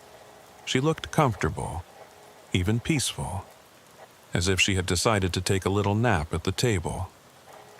I approached cautiously. The kitchen was cleaner than the rest of the house. There was no dust on the counters, no cobwebs in the corners. Someone lived here, or at least spent time here. There were dishes in the sink, a coffee cup on the counter, a newspaper on the table dated 2 weeks ago. "What was he doing here?" Davis called from the doorway. He wasn't coming closer. The smell in the kitchen was overwhelming. "I don't know yet." I examined the table around him. The newspaper was open to the obituaries. There was a pen next to it, and someone had circled several entries in red. I recognized the names. They were all townspeople who had died last year. Marcus Webb, 62, had died of a heart attack. Linda Doyle, 58, had died of cancer. James Pritchard, 71, had suffered a stroke. Eleanor's hand was next to the pen, her fingers slightly curled as if she had been holding it when she died. I looked closer at the obituaries. Someone had written notes in the margins, the dates and times, addresses. I realized with a cold feeling that these were funeral details, when the services had been held, where people were buried. I photographed everything, then carefully moved her hand to check for rigor mortis. It had come and gone, meaning she'd been dead at least 3 days, probably longer given the state of decomposition. Her skin was cold and waxy, starting to separate from the underlying tissue. "We need to move her to the morgue," I said. "I can't tell you much more here." Davis called for the van, while I did a preliminary examination. No obvious signs of trauma. No wounds, no bruising, no indication of violence. Her clothes were neat, a simple house dress and cardigan, sensible shoes. She looked like she'd gotten dressed for a normal day and then just stopped being alive. I checked her purse, which was sitting on the chair beside her. Wallet with $17, ID, insurance cards. A small address book. A key ring with half a dozen keys. A bottle of prescription medication for high blood pressure. The pills rattling when I shook it. Everything you'd expect to find in an old woman's purse. But there was also a photograph. Old, creased, the colors faded. It showed a young couple standing in front of this house. The Peterson house. Back when it was new and the paint was fresh and the yard was full of flowers. The man was tall and dark-haired, grinning at the camera. The woman beside him was blonde and pretty, her hand resting on her pregnant belly. On the back of the photo, someone had written in careful cursive, "Our first home, August 1968. I showed it to Davis. "The Petersons." He looked at it and nodded. "That's Robert Peterson and his wife Carol. This was their house for 40 years before they lost it." "Did Eleanor Marsh know them?" "Not that I'm aware of. Why?" I didn't answer. I was looking at the photograph again, at the happy couple standing in front of their new home, and I was wondering why Eleanor Marsh had died holding it. We got her loaded into the van, and I drove back to the morgue. It was almost noon by then, gray light filtering through the basement windows, the fluorescent tubes flickering to life when I flipped the switch. I transferred her to the examination table and began the process of documenting everything before I started the actual autopsy. She was small, barely 5 feet tall, thin to the point of frailty. Her white hair was neatly arranged, like she'd brushed it that morning.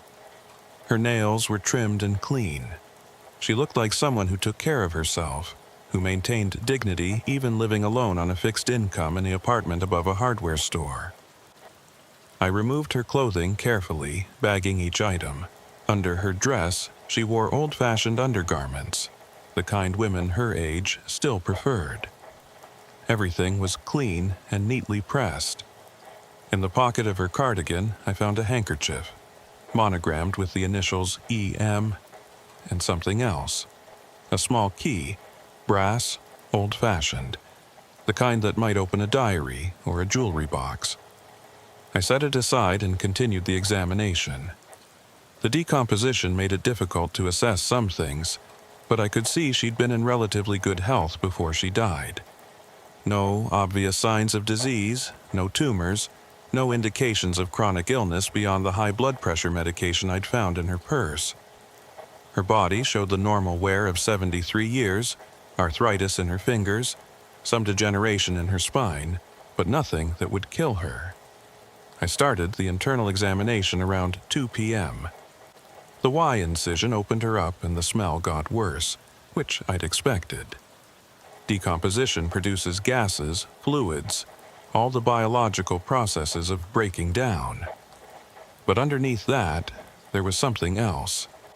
A different smell, faint but distinct. Sweet, almost floral, like perfume. I examined her organs one by one. The heart was small but healthy for her age. No signs of infarction or disease. The lungs were clear. No fluid, no indication of respiratory failure. The liver showed some age-related changes, but nothing significant. Everything I found suggested she should have lived another 10 years at least. And then I opened her stomach. It was full of pills. Not partially dissolved, not in the process of being digested. Whole pills, dozens of them, maybe 100 or more, sitting in her stomach like she'd swallowed them all at once right before she died. I emptied the stomach contents into an examination tray and started sorting through them. They were all the same type, small white tablets with no markings. I'd need to send them to the lab for identification, but my first thought was sleeping pills or some kind of sedative. This looked like a suicide, but something about it felt wrong. If Eleanor had wanted to kill herself, why do it in an abandoned house? Why not at home, in her own bed, surrounded by her own things? And if she'd taken a fatal dose of pills, why did she look so peaceful? Most overdose victims show some signs of distress, vomiting, convulsions, something. Eleanor looked like she'd simply sat down at a table and decided to stop living. I continued the examination, checking for anything else unusual. Her brain showed no abnormalities, no hemorrhage, no signs of stroke or seizure. Her other organs were all consistent with natural aging. The only thing that stood out was the stomach full of pills. I was finishing up the internal exam when I noticed something odd about her hands. I'd seen it during the external examination, but hadn't paid much attention.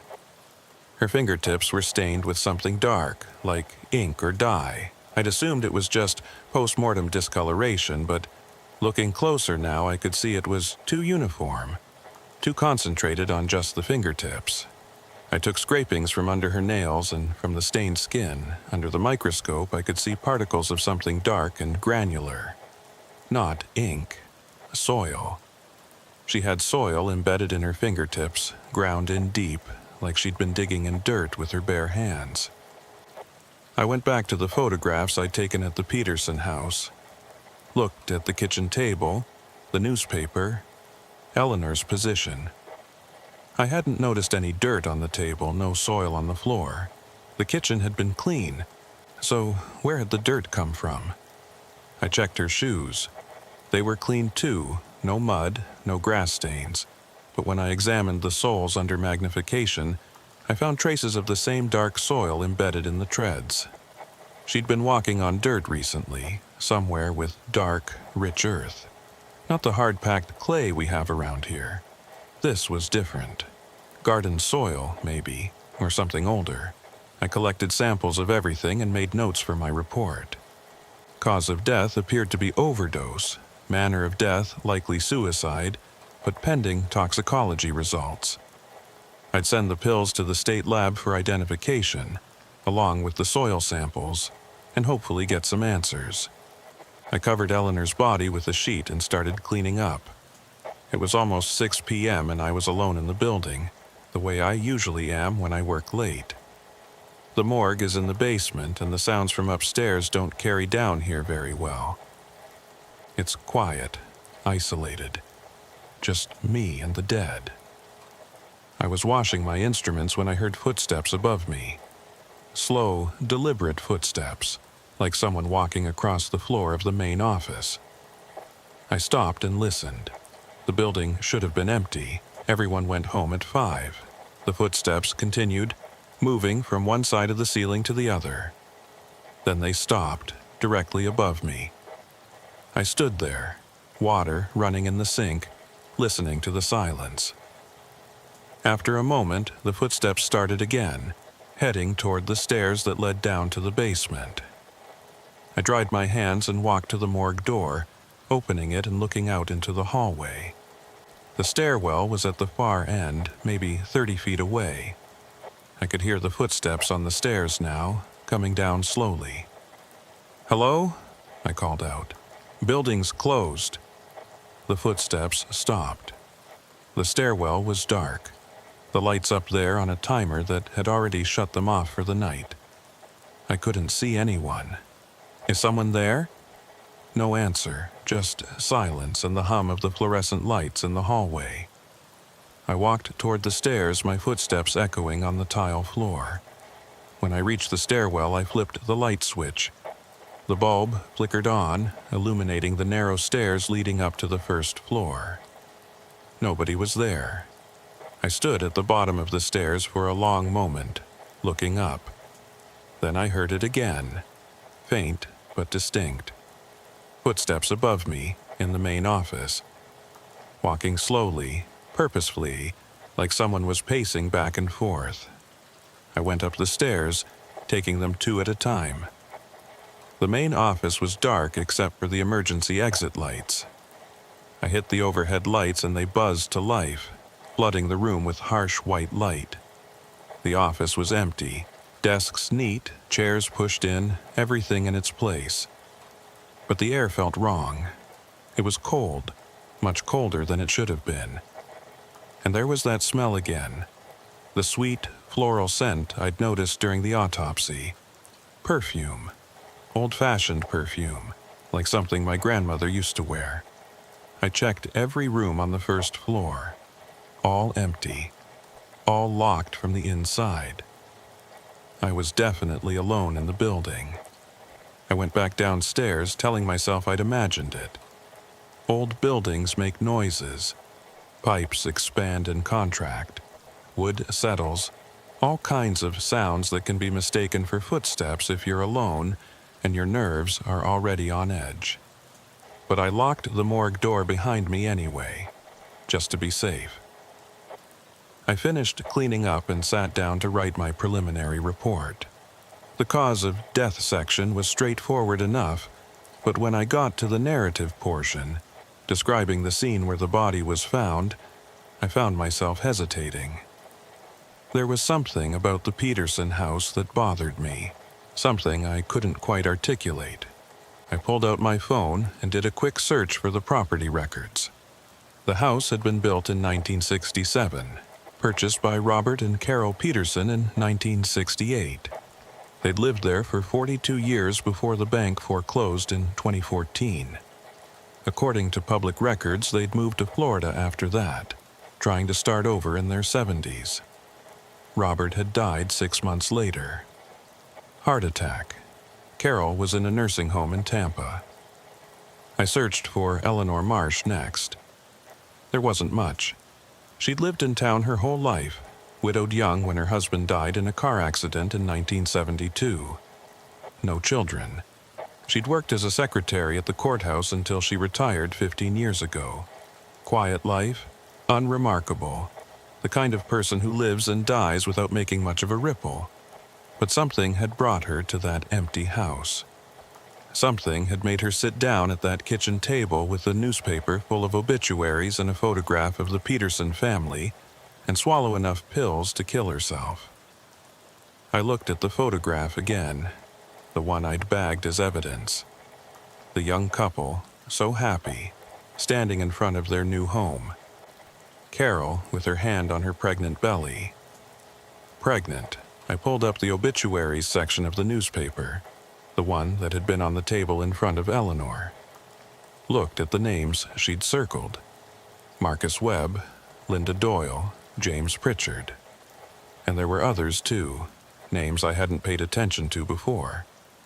Beth Ann Morrison, dead at 47. Tommy Granger, dead at 39. Sarah Lynn Fisher, dead at 52.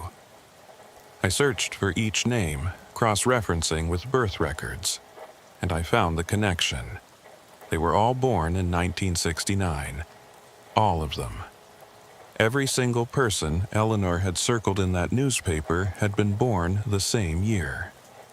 The year after Robert and Carol Peterson moved into that house. The year Carol would have given birth. I felt cold. I pulled up more records, searching through old newspaper archives, birth announcements, anything I could find. And there it was. Carol Peterson had given birth to a daughter in March of 1969, Elizabeth Ann Peterson, born March 15th, died March 18th, 3 days old, sudden infant death syndrome. I sat back in my chair, staring at the screen. Eleanor Marsh had been sitting in that empty house, surrounded by the ghosts of the Peterson family, circling the obituaries of everyone born the year their baby died. Why? I searched for Eleanor's history, looking for any connection to the Petersons, and I found it in an old courthouse record.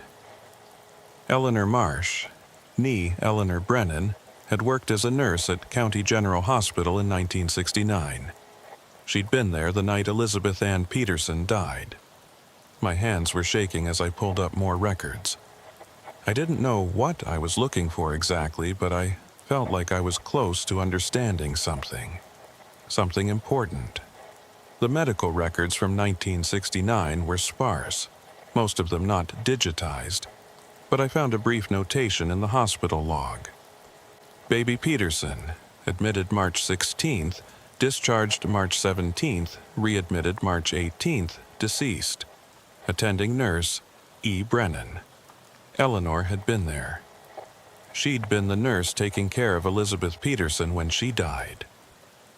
I heard the footsteps again, directly above me. Slow and deliberate, pacing back and forth across the ceiling. I looked up at the fluorescent lights humming overhead, and I didn't call out this time. I just listened. The footsteps walked the length of the ceiling, then stopped.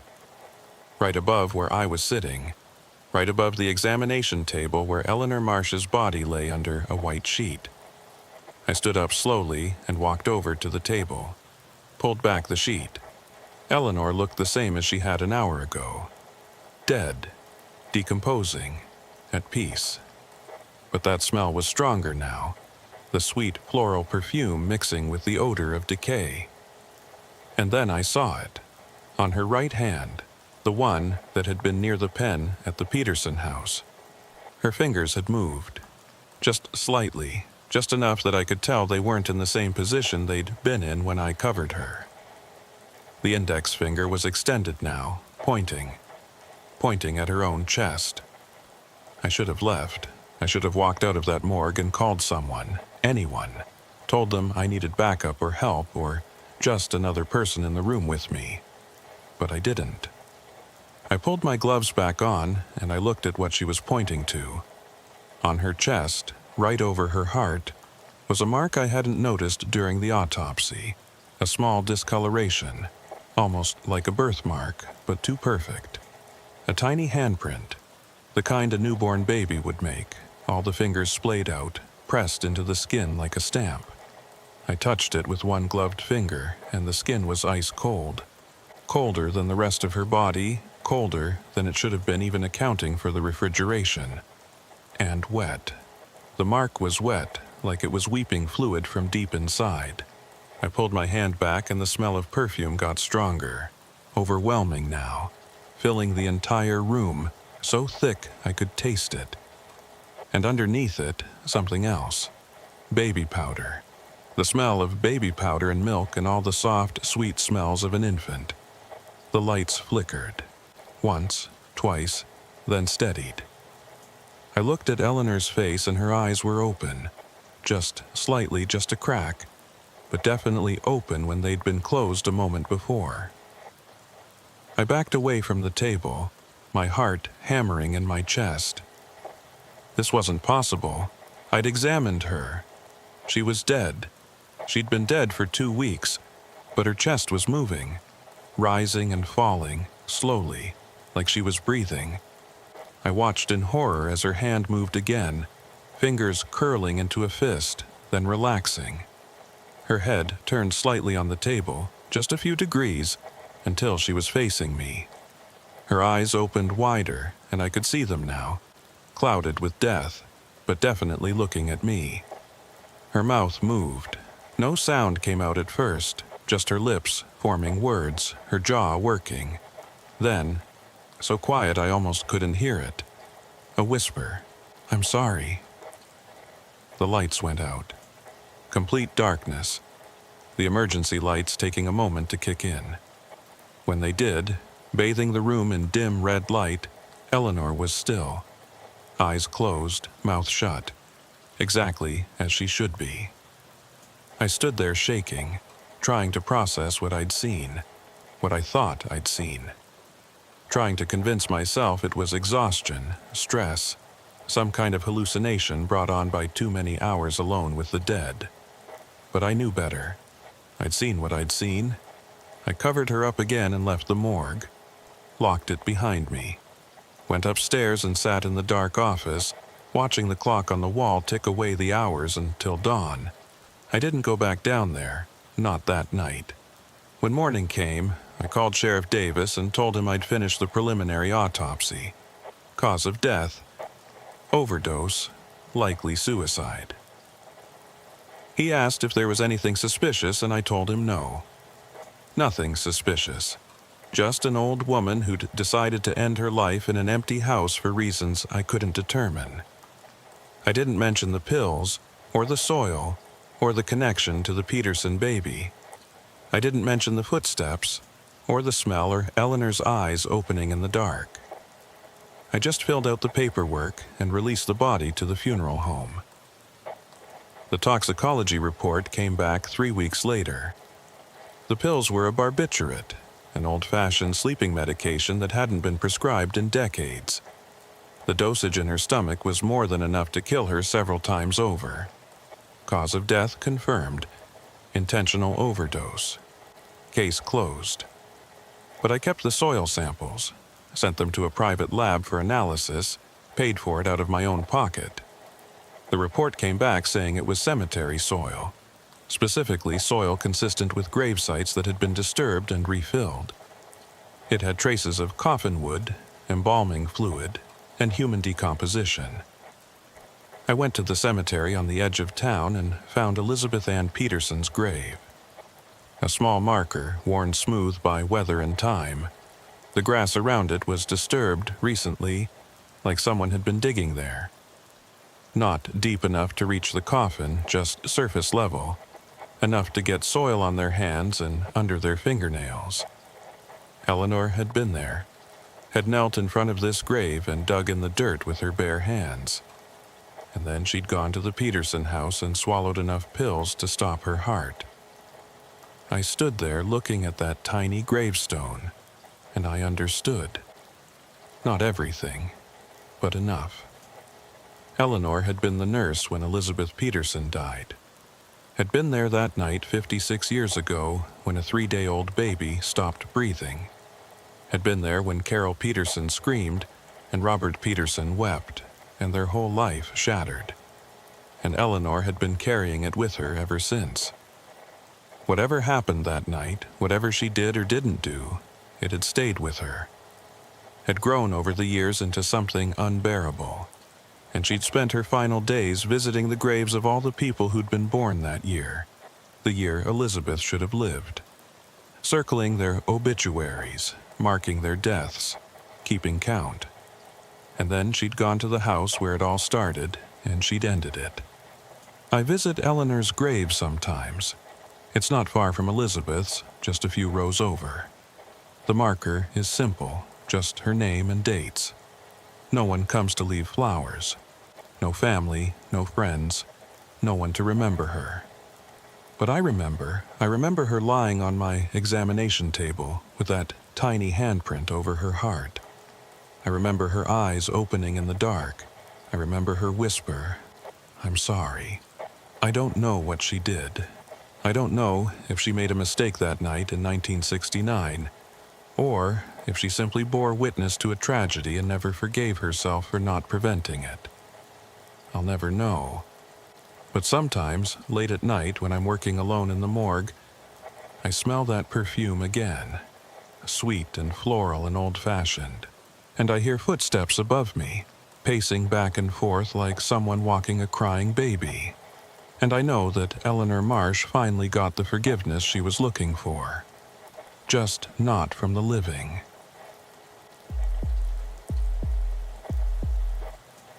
There are some deaths you can see coming from a mile away. The 90-year-old with congestive heart failure. The lifelong smoker with stage 4 lung cancer. The diabetic who stopped taking insulin. You document them, file the paperwork, and move on because there's nothing surprising about a body that wore out exactly the way you'd expect it to. Then there are the others, the ones that don't make sense no matter how many times you go over the evidence. The ones that keep you up at night, replaying every detail, looking for the thing you missed. The thing that would make it all click into place. James Carpenter was one of those. I'd known him casually, the way you know people in a town this size. He ran the pharmacy on Main Street, had for 20 years. 54 years old, married, 2 kids in college. Reliable, professional, the kind of man who remembered your name and asked about your family when you came in to pick up a prescription. He'd filled medications for half the town, including mine. Blood pressure pills, nothing serious, just maintenance for getting older. He disappeared on a Monday. His wife Linda called it in Tuesday morning when he didn't come home from work. His car was still in the pharmacy parking lot, the store locked up properly, everything in order.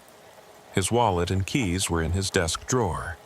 His phone was on the counter, plugged in and charging. He'd simply vanished sometime between closing the store at 6 p.m. and whenever someone noticed he was gone. Sheriff Davis organized search parties. They combed through the town, checked the woods around the pharmacy, dragged Mercy Lake even though there was no reason to think he'd gone there. Nothing. No sign of James Carpenter anywhere. Until Thursday morning, when a jogger found him in Riverside Park. The park sits at the north end of town, about 2 miles from the pharmacy. It's a small municipal park, nothing fancy, just a few benches, a gazebo, a playground for kids. The jogger had cut through on her morning run and found James sitting on a bench facing the river, perfectly still, staring at the water.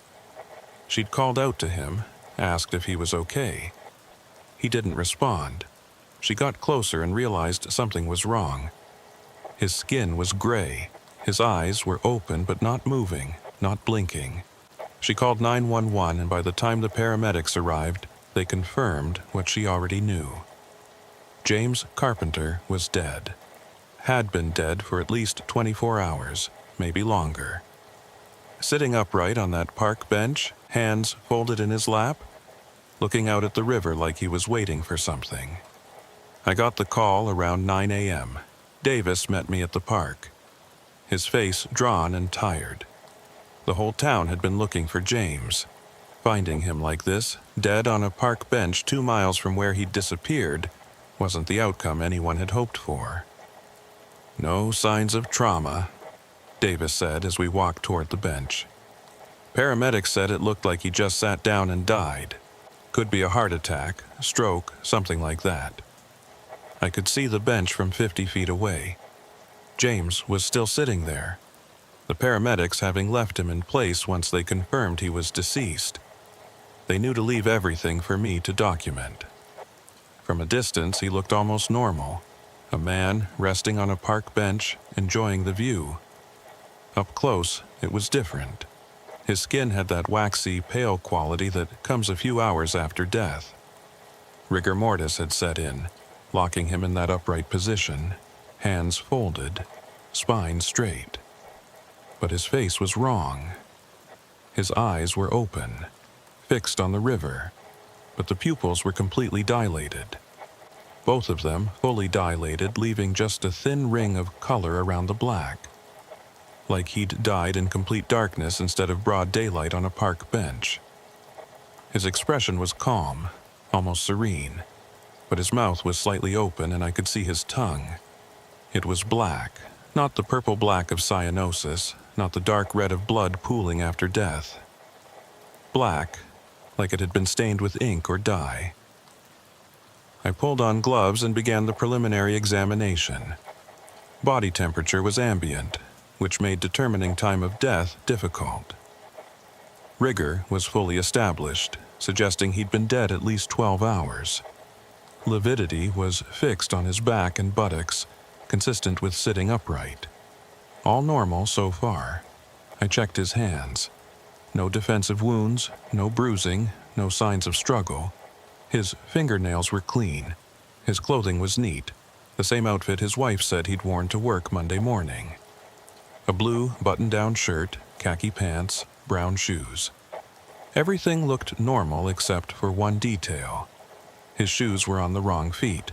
The left shoe on the right foot, the right shoe on the left. They were tied neatly, no scuff marks, no indication he'd walked very far in them, like someone had put them on him after he died and hadn't noticed the mistake. Did the paramedics move him at all? I asked Davis. No, they checked for vitals and left him exactly as they found him. Why? I pointed to the shoes. Davis looked and his expression darkened. Jesus, who puts shoes on backwards? Someone who wasn't paying attention, or someone who didn't care. I photographed the shoes, then continued the examination. Help me check his pockets. We went through his clothing carefully. Nothing in the pants pockets, no wallet, no keys, no phone. The shirt pocket had a pen and a small notepad, the kind pharmacists use to jot down notes. I flipped through it. The last entry was dated Monday, a reminder to reorder a specific medication. Nothing unusual, but tucked into the back of the notepad was a photograph. Old, faded, the colors washed out. It showed a group of people standing in front of a building I didn't recognize. Men and women in their 30s and 40s, all dressed formally, all smiling at the camera. I recognized some of the faces. Robert Peterson, Catherine Hendricks, Eleanor Marsh, looking young and hopeful. And in the center of the group, standing slightly apart from the others, was a man I didn't recognize. Tall, thin, with dark hair, and eyes that seemed to look directly at the camera with an intensity that made me uncomfortable even in a photograph. On the back, someone had written in faded ink, "The Circle, 1968, never forget." I showed it to Davis. He studied it for a long moment. That's the Peterson guy, and that's Catherine Hendricks. Both dead now. Who are the others? I don't know, but I've seen this photo before, or one like it. I thought about the fireproof box in my evidence locker, the 20 keys with 20 names. I need to get him back to the morgue. There's more going on here than a simple heart attack. We loaded James onto the gurney and into the van. As we were preparing to leave, I looked back at the park bench where he'd been sitting. There was a dark stain on the wood, right where his body had been. I walked over and touched it with my gloved finger. It was wet, sticky, and when I brought my finger up to the light, I saw it was black, the same black as his tongue. I collected a sample and labeled it. Then I noticed something else. On the bench, carved into the wood in letters so small I'd almost missed them. 5 down, 15 to go. I photographed it, documented it, and didn't mention it to Davis. I was starting to understand a pattern, starting to see connections that I didn't want to believe. But I needed more evidence before I could articulate what I was thinking. Back at the morgue, I laid James out on the examination table and began the full autopsy. External examination first, documenting everything I'd noted at the scene. The dilated pupils, the black tongue, the shoes on the wrong feet. I removed his clothing carefully, bagging each item. Underneath his shirt, on his chest, directly over his heart, was a mark. I'd seen it before. A circular discoloration, darker than the surrounding skin, about the size of a silver dollar. And in the center of it, barely visible, a keyhole. Not a wound, not a scar. A keyhole, burned or branded into the skin in perfect detail. I photographed it from every angle, measured it, took samples of the discolored tissue. Then I began the internal examination. The Y incision opened him up, and immediately I smelled something wrong. Not the usual smell of decay or bodily fluids, something chemical, acrid, like burning plastic or melting rubber. It was coming from inside his chest cavity. I removed the sternum and looked inside. Everything appeared normal at first. Heart, lungs, all the organs in their proper places, normal size and color. But when I touched the heart, it felt wrong, too hard, too rigid. I removed it and set it on the examination tray. The heart was petrified. I don't mean figuratively, I mean literally turned to stone. The muscle tissue had somehow mineralized, transformed into something that looked and felt like polished granite. It was impossible, but there it was in my hands, a heart that weighed 3 times what it should have weighed, hard and cold and completely inorganic. I set it down carefully and checked the other organs. The lungs were normal, the liver was normal, the kidneys were normal, only the heart had changed, transformed into stone while the rest of the body remained flesh.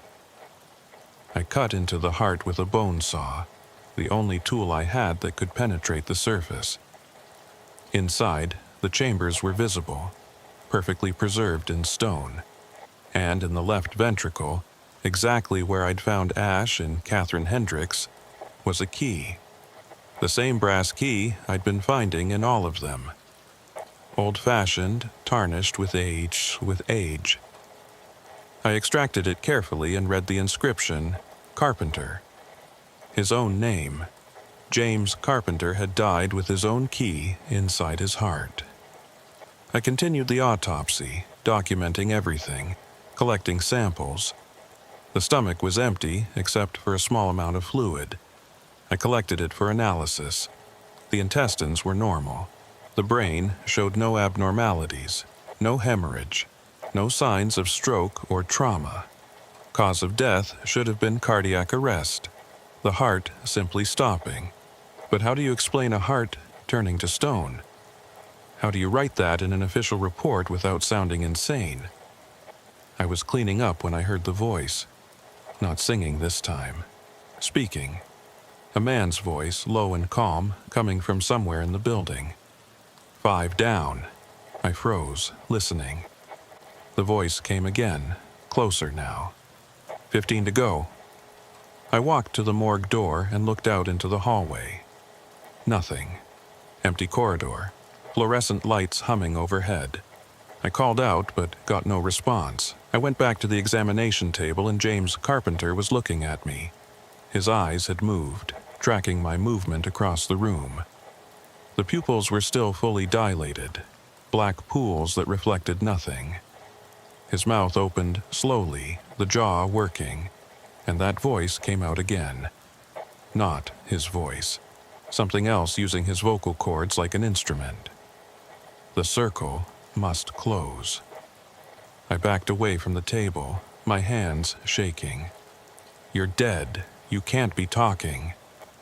The body sat up, slowly, stiffly, rigor mortis making the movement jerky and unnatural. The arms that had been at the sides lifted, the hands reaching toward me, and I could see the fingers were changing. Elongating, the bones stretching, the skin splitting to accommodate the growth.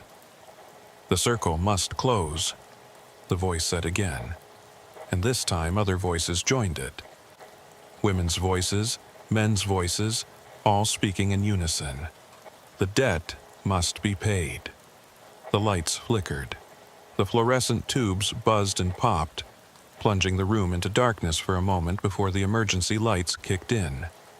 In the red glow, James Carpenter stood from the table, his chest still open, the petrified heart visible in the cavity. I ran for the door, but it slammed shut before I could reach it. Locked from the outside, though there was no one out there to lock it. I spun around and the body was closer now, moving with impossible speed, those elongated fingers reaching for me. I grabbed a scalpel from the instrument tray and held it up, knowing it was useless but unable to think of anything else to do. The body stopped, tilted its head, and laughed. The sound came from everywhere at once. echoing off the walls, filling the small room with mocking amusement. "You cannot stop what has been set in motion," the voices said. The circle began in 1968, 20 families, 20 promises, 20 debts that must be paid before the door can close. "What door?" I managed to ask. "What are you talking about?" The body leaned closer and I could smell that chemical smell again. Stronger now, overwhelming. "The door they opened, the door they cannot close. Each death is a key. Each key turns the lock. When all 20 turn, the door will seal, and what came through will return." "What came through? What are you?" The body smiled, James Carpenter's face stretching into an expression that was almost, but not quite human. "We are the price. We are what was owed. And you—" The finger pointed at me, long and skeletal now, more bone than flesh. "You are the witness. You must document. You must record. You must remember." "Remember what?" "That some doors should never be opened. That some bargains cannot be broken. That what they did in 1968 must be undone, one death at a time, one key at a time, until all 20 have paid." The lights came back on, bright and sudden. I squinted against the glare, and when my vision adjusted, James Carpenter was back on the table. Eyes closed, mouth shut, arms at his sides. Dead. Completely dead. The chest cavity was still open, the petrified heart still visible, but otherwise everything looked normal. I stood there gasping, my back pressed against the door, the scalpel still clutched in my hand. Had I imagined it? Hallucinated the whole thing? Stress, exhaustion, too many impossible deaths breaking something in my mind. But the door was still locked. I hadn't locked it. And when I checked the examination table, there were wet footprints on the floor. Footprints leading from the table to where I stood, made by bare feet even though James Carpenter's shoes were still on his feet. I unlocked the door with shaking hands and got out of that room.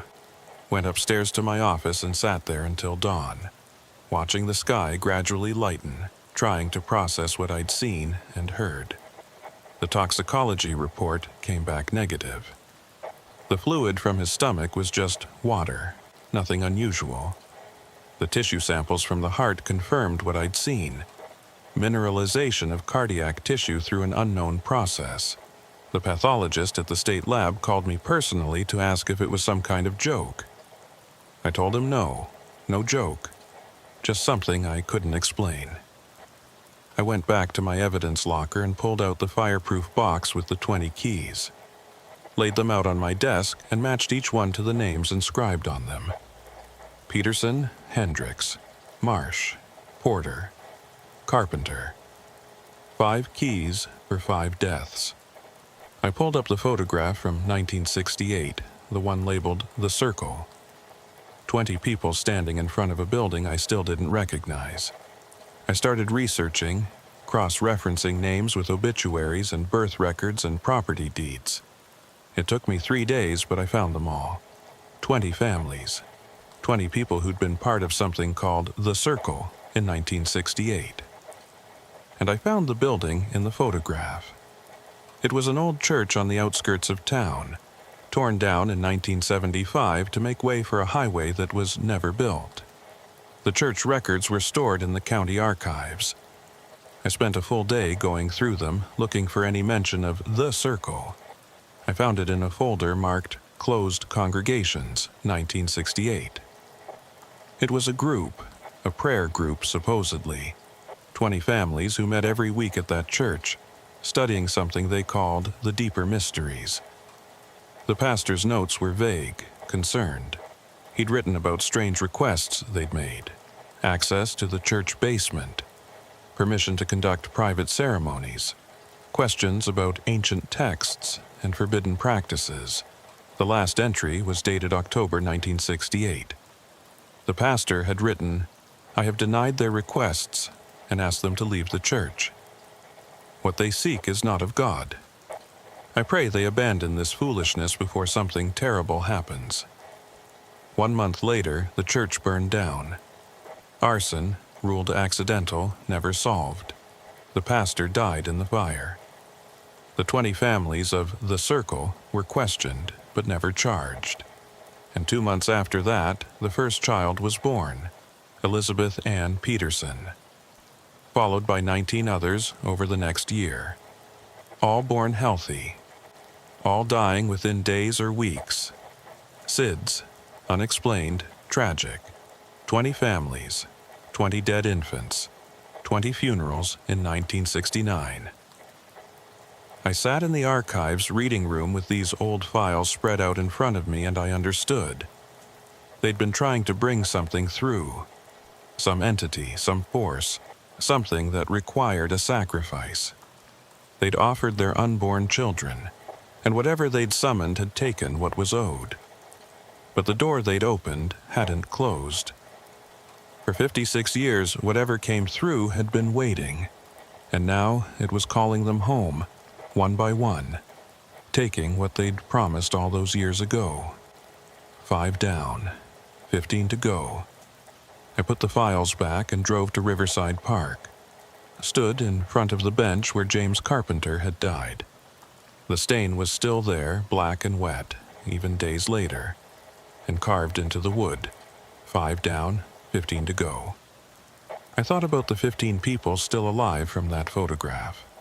15 families who'd participated in whatever ritual they'd performed in 1968. 15 people who'd offered their children to something dark and hungry. And I thought about my role in all this, the witness, the one who documents and records and remembers. I went back to the morgue and looked at the 5 keys on my desk, held each one, felt the weight of them, the age of them. They were warm to the touch, warmer than they should have been. And if I listened very carefully, I could hear something. A faint sound, like breathing, coming from inside the metal. I have a theory now. Each death releases a key. Each key holds a piece of whatever came through that door in 1968.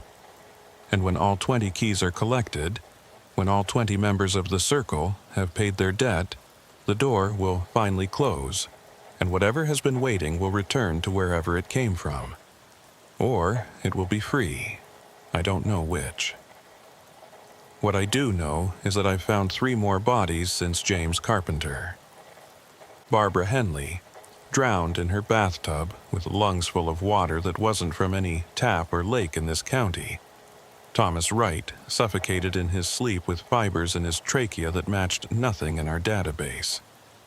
Susan Monroe, poisoned by a substance that doesn't exist in any chemical catalog I can find. 8 down, 12 to go. Each one had a key. Each one had that mark over their heart, the keyhole burned into their flesh. Each one died in a way that defied explanation, that left me filing reports I know sound insane.